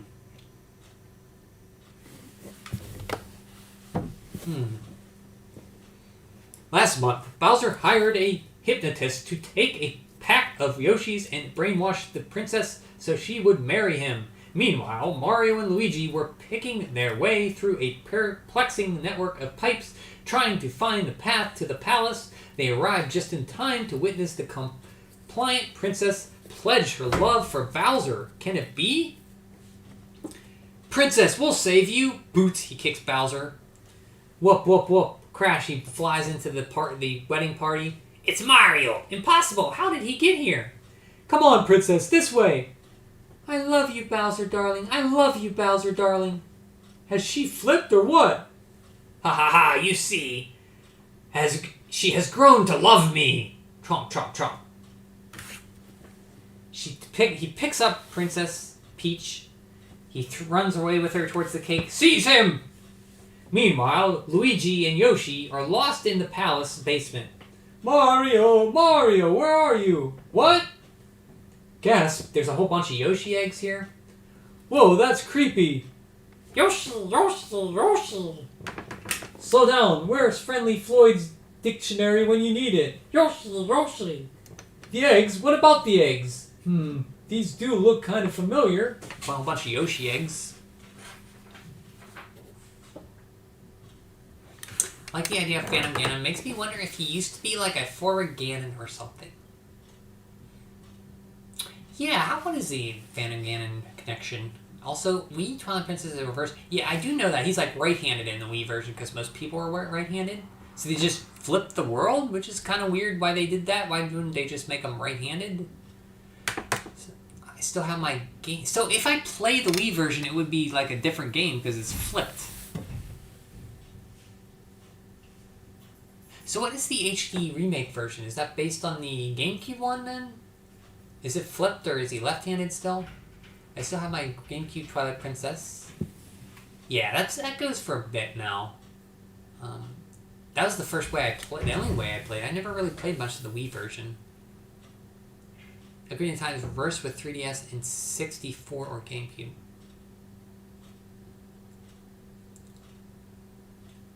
So yeah, is it okay? Huh. So did they reverse 3DS remake of 64 too? Mario Odyssey was a better. I agree. Mario Odyssey's ending was poop. HD remaster is based off the GameCube. Okay. Okay, thank you, Ninja. I get it. Other Yoshis are trapped in these eggs. Yoshi, Yoshi. Crack. He hits one of the eggs with a stick. Come on, let's get cracking. So they all start beating these eggs with sticks. Crack, crack. Mario. Ha ha ha, I'm feeling generous. You may stay now. You have a front row seat to witness the blessed event. They tied him up to a post to watch the wedding. Princess, snap out of it. Give it a rest. She's mad about me. Now on with the ceremony. Do you, Bowser, take this woman? Your Highness, Your Highness. How dare you interrupt my comeback tomorrow? Come back tomorrow. But it's a crisis. The Yoshis. Charge! All the Yoshis have hatched and they're charging the wedding. Heck, they're escaping. Fall in, Troopas. And guard. Oh, look at you have the Boo, you have the T-Rex, you have the Goomba, the Paratroopas, or the Koopa Troopas? No Paratroopas, though. Trumpety, trumpety, trump. So it's Bowser's minions versus the horde of Yoshis. Charge! And Luigi to the rescue. Look, Luigi's saving the days, Richard. He's at the head of the spear, tip of the spear of the attack, riding on the Yoshi. Look at him. Look at how valiant Luigi is, Richard. Let's crash this wedding. What happened? I turned them into eggs. You saw them? Cast another spell, quick. Pop. Wish. Trumpety, trumpety, trump. Poof. Hack. Oh, he fizzled himself? Like this. He like fizzled himself? Like into like a nothingness? What? What happened to me? Oh, she snapped out of it. Princess, you've come to your senses. Oh, cause he killed himself. Or he, like, fizzled himself. Or, like, deflated himself. She lost it. Their spell broke. Look! Oh, he's in his clown car. You're not getting away. Mario takes the rope he was tied with, snags the propeller of his clown car. No! We're going in! Comes crashing down. Boom! Splat! Right into the pipe. No! Eat cake, shell, scum, dash. Trumpety, trumpety, trump. All the Yoshis charge the cake. Brian could make omelets with those. Oh! Of all the Yoshis I'd killed. Thank you, Richard. Games broke. Hello! I missed the old Mario coloring book. I never had the coloring book. Mario coloring book. Mario coloring book.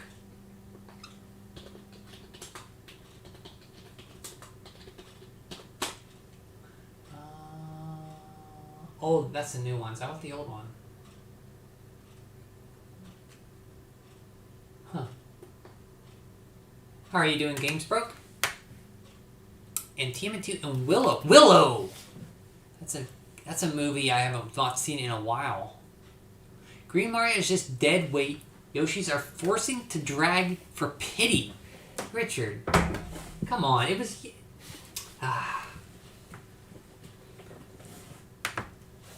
Gobble, gobble, gobble. Put. Munch, munch, munch. Oh, they're all eating the cake. Help, I can't breathe. Gas, wheeze, pop. He pops out of the cake. What, you again? Mario's standing over him. The party's over, Bowser. Not until the princess and I are wed. Pita-pata, he runs at Mario. Splash, Mario moves out of the way. Splat. He hits the cake. Uh-oh. The cake's falling down. Jump, Mario, the cake's collapsing. Yikes, Mario jumps out of the way. The cake falls with Bowser in it. Sploosh, it disintegrates. All the Yoshis, and they see the cake. He got his just desserts. Good job, Luigi. I like the pun.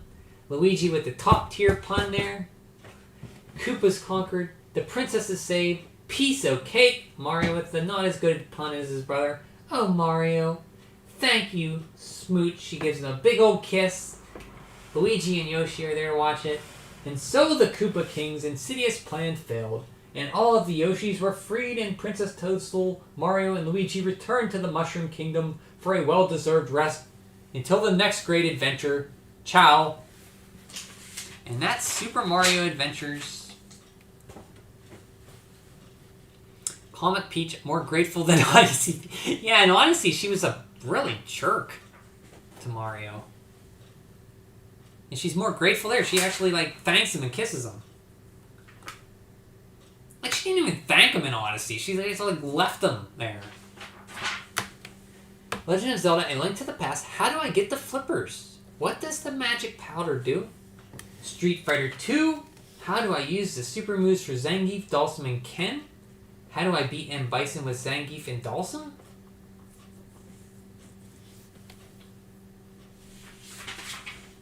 Dragon Warrior 3, the Castle of Baramos. They kind of map out the castle there. How do I solve the rock puzzle? How you had to push the puzzle to get the vase, was it? Yeah, the Vase of Drought. Kid Icarus of Myths and Monsters. How do I get powered up?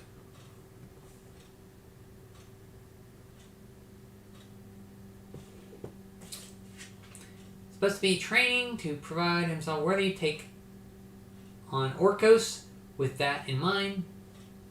Oh yeah, in the rooms in Kid Icarus, you could power up if you fought enough monsters. You could get your attack power increased. Desert Strike. Oh man, Hacky just left. He likes this game. I've never played this. I heard it's good though. Like a combat helicopter game. I'd like to see Brian as a counselor give out convoluted advice based on his bad memory. I think, I'd be like, how do I get past to the last cave or how do I get to the final dungeon, Palace Dungeon 8 in Zelda?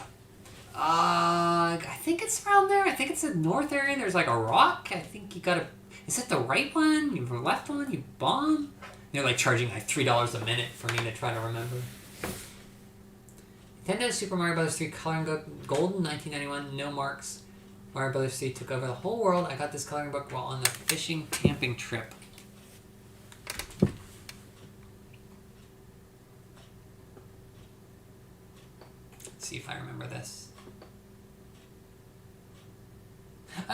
I've never seen this coloring book before in my life.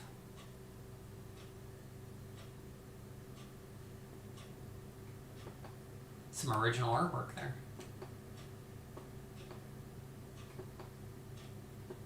I've never seen this. Huh.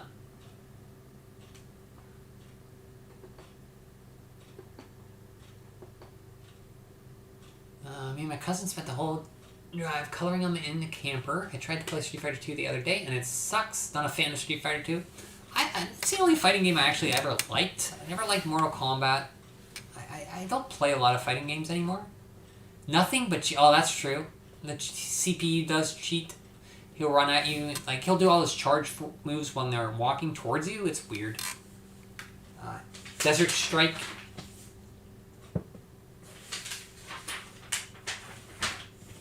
One of my... I know I said Super WrestleMania was my most disappointing game. This is probably my second most disappointing game. Death Valley Rally, let's see what they say about it here. They did a cover feature on Nintendo Power about this game, so they were hyping it up.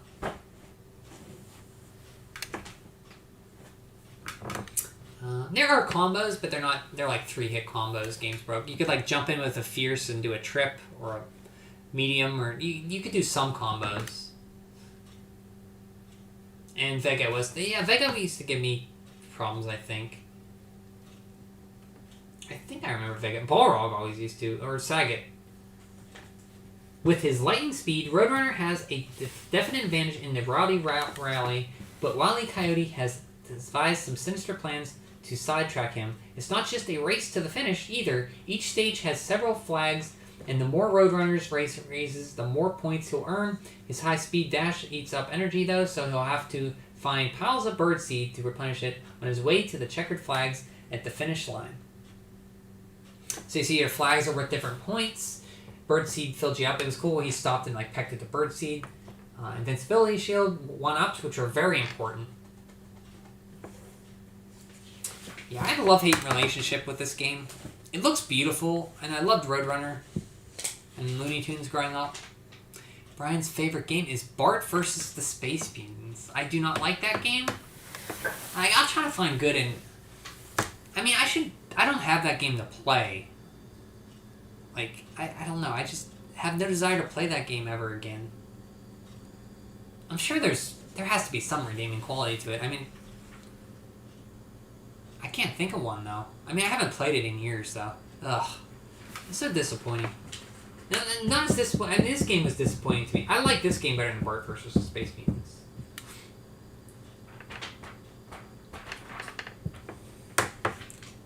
It is Doki Doki. I've never played Doki Doki Panic Ninja.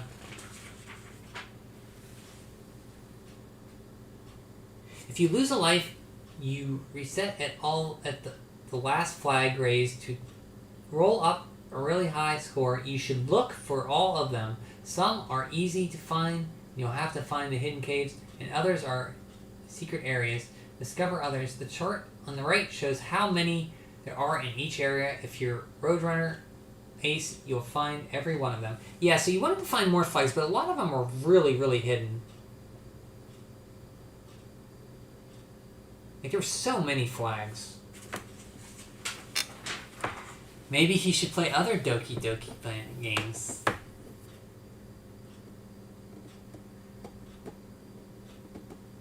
So what other Doki Doki games are there? Super Mario Bros. 2 is just a skin of Doki. Yes, but it's still a Mario game. And a lot of characters came from that game. Shy Guys, Bob-ombs.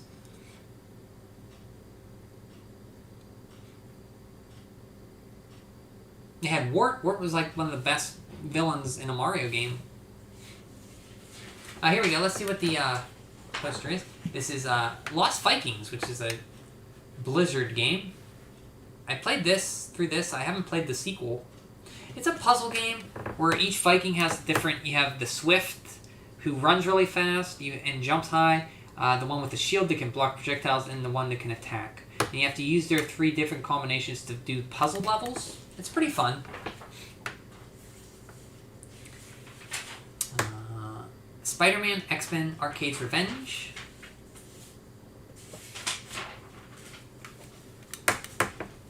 I've never played this. I was a big Wolverine fan growing up, though. It's funny, my mom brought my comics down because they sold their house, and I still have my Wolverine comics. I don't know what to do with them then. It's like I'm not going to read them again. What do I do with comic books? They take up so much space. Silent Hill 4 interacts the main character who is basically a virtual variant of you. Yeah, I thought you said that before. I have it here. For Xbox, I have the Xbox version. I know you want to see me play it. There's so many games like to play. So many games. The hardest thing is finding the game you want to play next. That's the hardest thing for me. Once I play a game, I'm pretty much into it. But picking that game is the biggest problem. Does this guy ever happen to you guys? Like, you want to play a game, but you have so many choices to play, you don't know what to play, and it's hard to get started?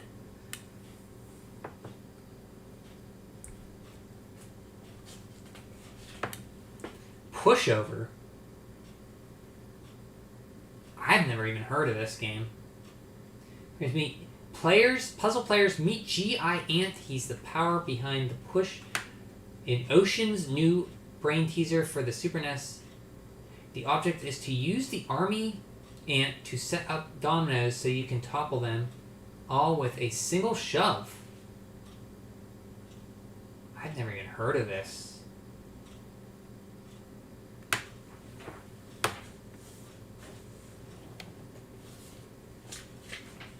Pushover.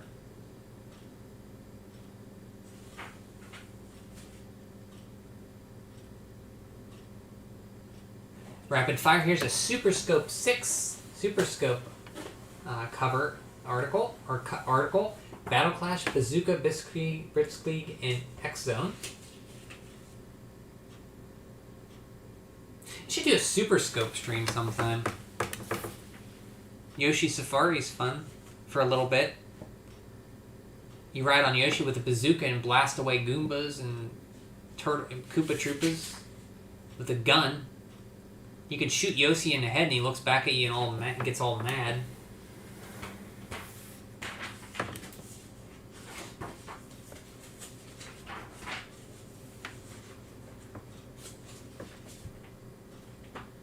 Oh, us kids are finishing Lagoon. Lagoon's a game I've never played much of. A very early SNES game. These kids with good taste are finishing Dragon Warrior 3. Yeah, Yoshi Safari's okay. You play. I went through it once. It's not too long. You can go through it pretty quickly. It's an on-rail shooter. Just use a bazooka and shoot stuff. Like some of the, you kind of gotta time your shots. Like stuff will come at you. You gotta know which enemies shoot the fastest and take them out first. You gotta like prioritize. It looks very colorful. Here we go. Top 20. Before Richard sees this, I don't want him to know if there's a certain game on this list. Number 1, Super Mario Bros. 3. Number 2, Legend of Zelda moved up from 4 to 2. What hasn't been said about this fantastic game, maybe we'll think of something clever to say next month. Mega Man 4, Ninja, Mega Man 4 is still in there. Dr. Wily kidnapped Dr. Cossack's daughter and has deployed Toadman and a cast of others to stop Mega Man. So they just spoiled. If you didn't get Mega Man 4, they kind of spoiled the big twist there about Dr. Wily kidnapping Dr. Cossack's daughter. Battletoads number 4. TMNT 3 slipped from 2 to 5.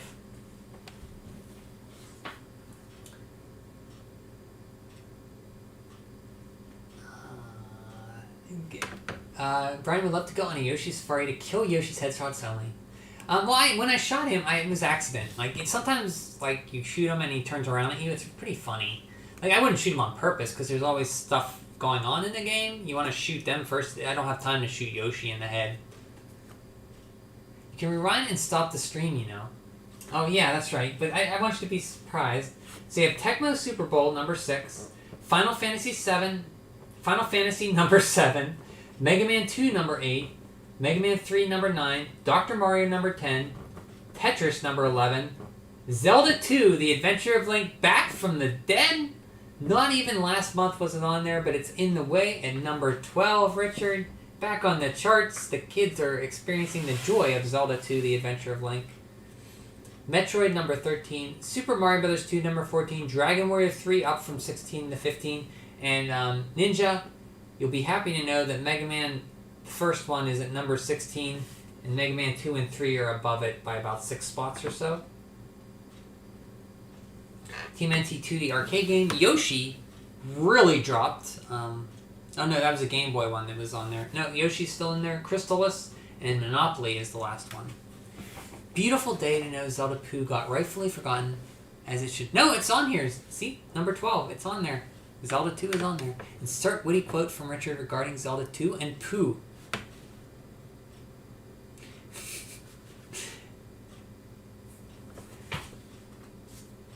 Super NES Street Fighter 2, of course. Legend of Zelda, A Link to the Past. TMNT 4, Turtles in Time. Super Mario World, Contra 3D Alien Wars.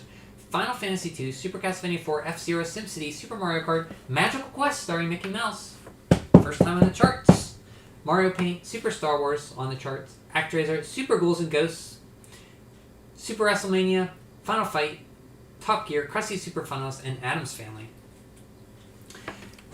Pretty much 1 and 2 are the same for the Game Boy. Mario Land and Metroid 2, Battletoads, Dr. Mario, Mega Man 2, Super Mario Land 2, busting in at number 6. Final Fantasy Adventure, TMNT, Fall of the Foot Clan, Final Fantasy Legend 2, The Simpsons Escape from Camp Deadly, TMNT 2 Back from the Sewers, Mega Man, Dr. Wily's Revenge, Final Fantasy Legend, Yoshi, Baseball 2000, Batman Return of the Joker, Kirby's Dream Land, Castlevania 2, Belmont's Revenge, Castlevania The Adventure, and Tetris round out the 20th spot.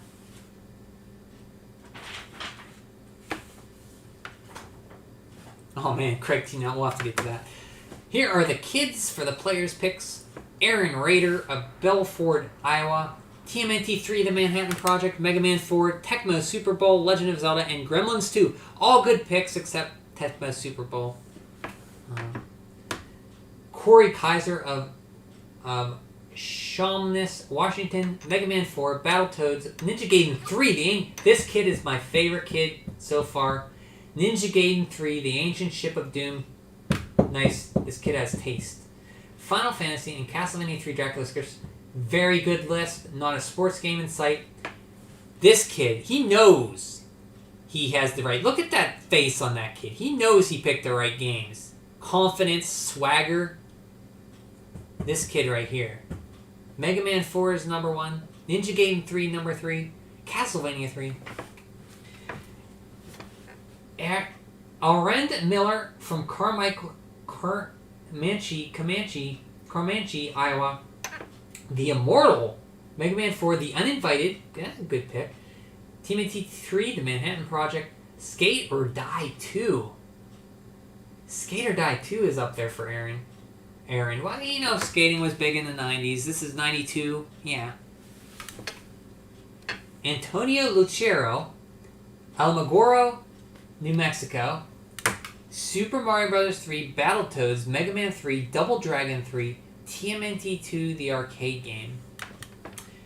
Stewart Raven, Stockton, California, Mega Man 4, Super Mario Bros. 3, Rescue Rangers, nice Stewart. Punch Out and Super Mario Bros. Christopher Dizon, San Francisco, California, TMNT 3, Super Mario Bros. 3, WWF WrestleMania Challenge, Major League Baseball, and Mega Man 4.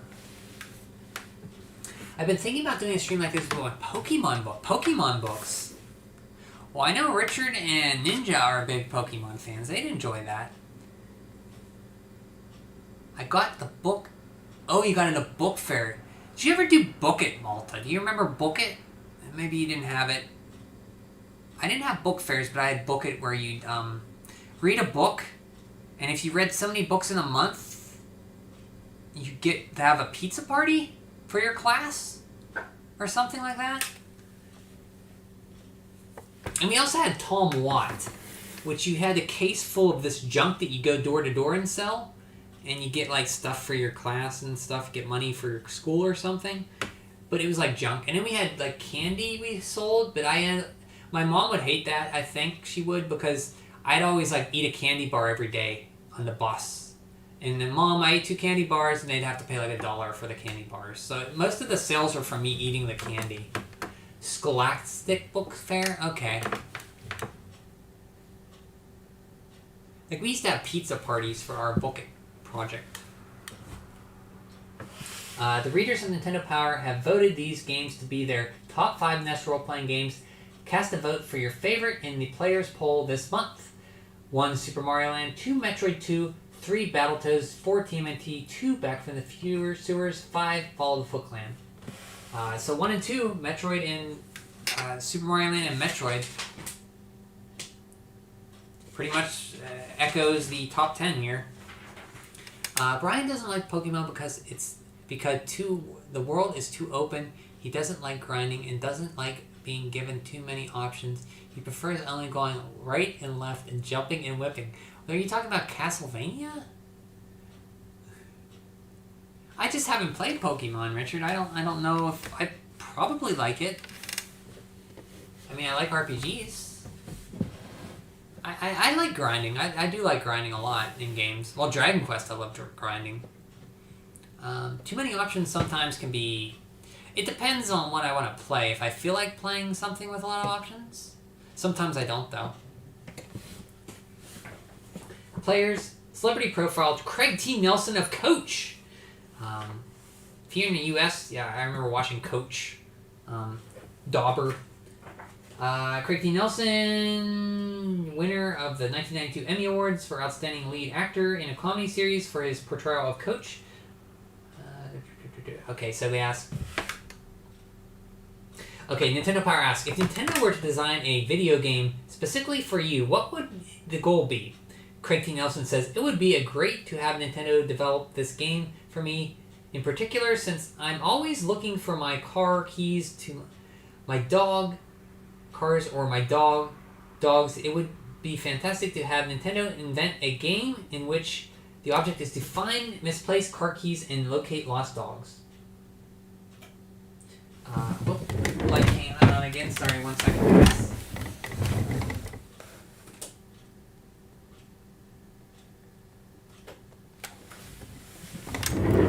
Ryan doesn't like 3D either. Too many dimensions for him. He prefers 2D. He's more used to that, and he probably lives in a 2D in real life. I don't mind 3D. It's just sometimes, I like a lot of 2D games. Sometimes I kind of play more 2D games than 3D games sometimes. But I like 3D games.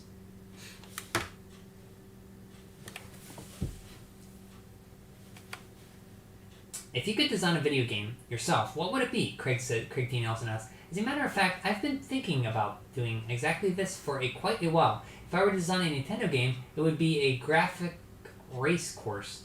The player would actually be seated in the driver's seat. It would almost be environmental. The driver would be able to tell how fast he's going and feel the thrill and emotions go along with the speed. This game would also have multi-track capabilities. What is your favorite video games? My favorite game changes on a regular basis. I've always enjoyed the boxing games, but the Mario Brothers games became too complex for me. My current favorite is F-Zero. As a car enthusiast, I use F-Zero to help me with my driving concentration. I usually play F-Zero the night before a race. I have found that if I can really do really well on F-Zero, my concentration the following day is right on target. It's a great preparation tool for me. Where do you usually play Nintendo? I particularly enjoy playing games at home with my son on the weekends. When I have some free time, I'll tell you something that's very interesting to me. When I was a kid growing up, my diversions were the radio and comic books, and now kids are growing up with video games. It's fascinating to see how growing up with Nintendo has helped my son with computers and other highlighted equipment. That's right. Exactly it. I grew up with Nintendo, and I grew up into a very fine person. And it helped me understand computers and stuff like that, and take an interest in technology. As you know, Mario is the ultimate Italian plumber. How would he fare with you as a coach? Oh, he'd be a deep trouble. That is, if he could ever catch up with him.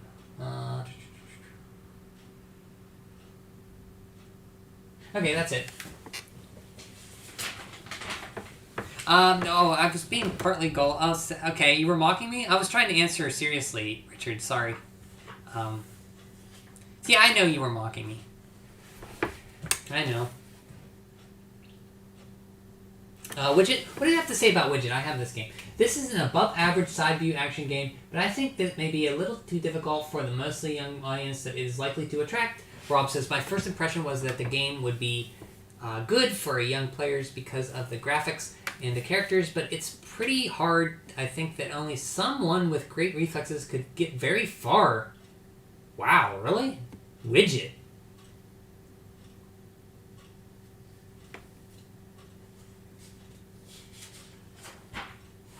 Prince of Persia, Richard. This is a very fun and challenging game since the characters move smoothly on the screen. He almost seems real. It does take a while to get used to the controls, and for that reason can be frustrating at times, but overall it's a great game. Rob says, Prince of Persia games have brought on a real revolution in character movement. This has fantastic graphics and animation. Some of the ways that the character bites the dust may be a little too graphic, but that would be my only point of criticism. Q*bert. I don't quite see why there's a need for a Super NES version of Q*bert since the game and character are so basic, but it's well executed. Rob says, I kept jumping off the edge when I was playing this game. I just didn't have a lot of control over my Q*bert because of the angular shifts between the controller and what you will see on the screen. Nevertheless, I do like the graphics and variety of the game. I know that in time I could learn to keep control over the character. Prince of Persia, Richard's happy. You should play Sands of Time. I was thinking about that the other day. I have Sands of Time for Xbox, and I have the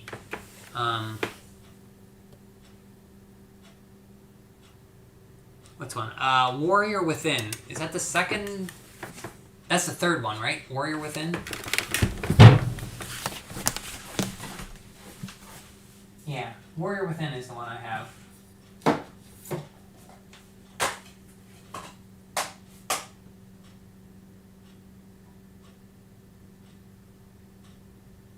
It came out in 2004.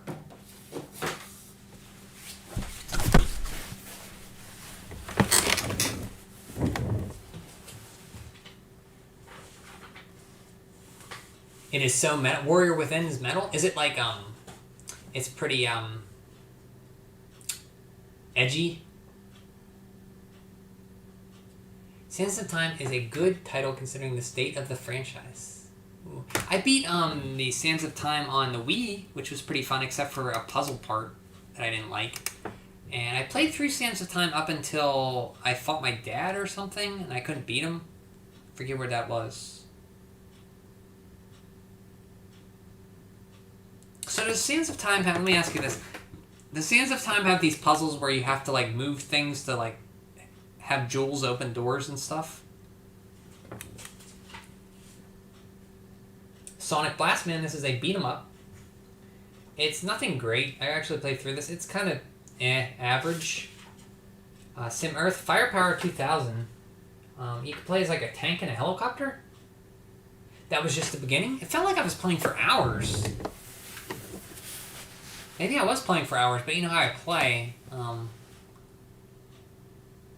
play really slowly, so maybe I was playing for hours and it just took me that long to get there.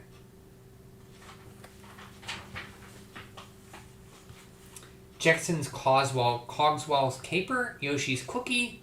I have no idea how to play Yoshi's Cookie. Ren and Stimpy. Oh, Japan Watch. Once a year in Tokyo, Nintendo and its Japanese licensed companies get together for a Shokai trade show. This year was the biggest ever. Top attention getters included Final Fantasy V, 100 different character party combinations possible, Sonic Blastman, Top Gear 2, Simance,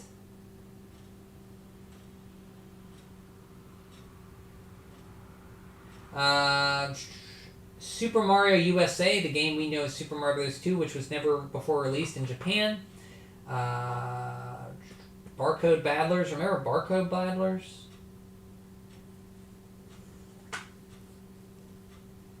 It does. Warrior Within is more combat oriented. To this day, I think Warrior Within has one of the best combat systems I've ever played. Well, I'd probably want to finish. If that was just the beginning, I felt like I was playing that game for hours. I'd probably start it over if I started over Sands of Time. If I wasn't that far, if you said it was the beginning.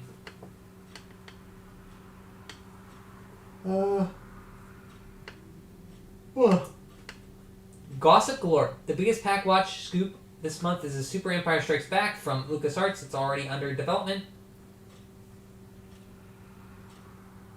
With the new Super Advantage already released from... I have this controller. From ASCII, they can have turbo power with 6 buttons and arcade-style joystick.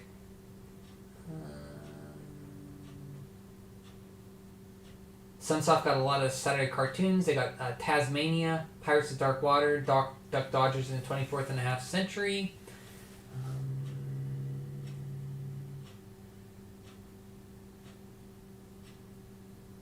Toys, based on the Robin Williams Hollywood movie. Addams Family Pugsley Scavenger Hunt. Spot's Cool Adventure. Aerobiz. It's one where you that's where you control like a airport, right? Like a simulation where you run an airport. Ooh, next month, Magical Quest. That's the one with Mickey Mouse on the front. Ooh, looking forward to that. Sonic Blast Band. Mega Man 5, guys. Mega Man 5. You knew it would happen. He's back, and we're extremely happy about it. Capcom's 5th Mega Man adventure pits him against the likes of Gyro Man, Gravity Man, Napalm Man, and a cast of many others. And here, Domino's 25 million Nintendo Instant Win game. Get a free game card and free breadsticks. Get a scratch and win game card with every pizza purchase. 1,000 winners win a Super NES Super Set with Super Mario World and Super Mario Kart game packs. 1,500 will get Game Boy with Tetris and game pack. 9 million winners savings on Domino's Pizza and Coca-Cola Classic.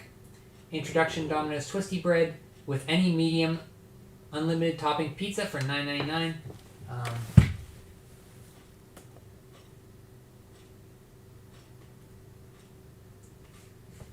Doesn't have an expiration date. Take this into a Domino's. Yay, Sands of Time. Yeah, if I ever do play it, I'd start it over, because if you said I was at the beginning, there's no point in me not starting over. Well, that's it for me tonight. My voice is getting a little scratchy from talking so much, but that's 2 more Nintendo Powers, Volume 42 of November 92 and 43 of December 92. I really remember this one because of the cover of Roadrunner's Death Valley Valley. Remember that Mario Kart 64 commercial with Taco Bell? I don't. Taco Bell Mario 64 commercial. Huh. Taco Bell Mario 64 commercial.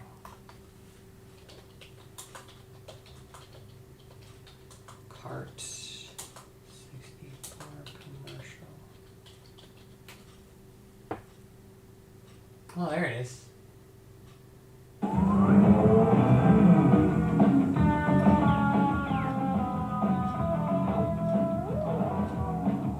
Nintendo Score 64 and win at Taco Bell. Just peel the coin off the lid. Score 64, and you could win an N64 system, cash, or millions of other great prizes. And who knows who'll win the Porsche Boxer. It's Score 64 and win. Only at Taco Bell. Huh. I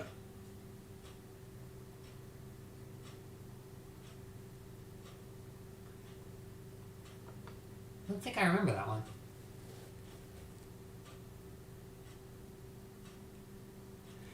Yeah, it was a pleasure, guys. Thanks for stopping in. It was fun. Will I stream again soon or I take another break? It depends how I feel. Lately, I've been feeling kind of tired from work. I haven't felt like I didn't know what to start to stream, so I probably will play something again. Probably this weekend. I would think. Or maybe Friday, maybe? I was thinking about playing Deja Vu on the NES. Because I kind of want to get through that game. But I don't know, we'll see. It depends on how I feel. But I kind of missed it. I missed talking to you guys, so we'll see. But I'll be around. Okay, guys, thanks for stopping in. I appreciate talking to you. It's good to see you again. Talk to you. Have a great night. I'll see you when I see you. And have a good one.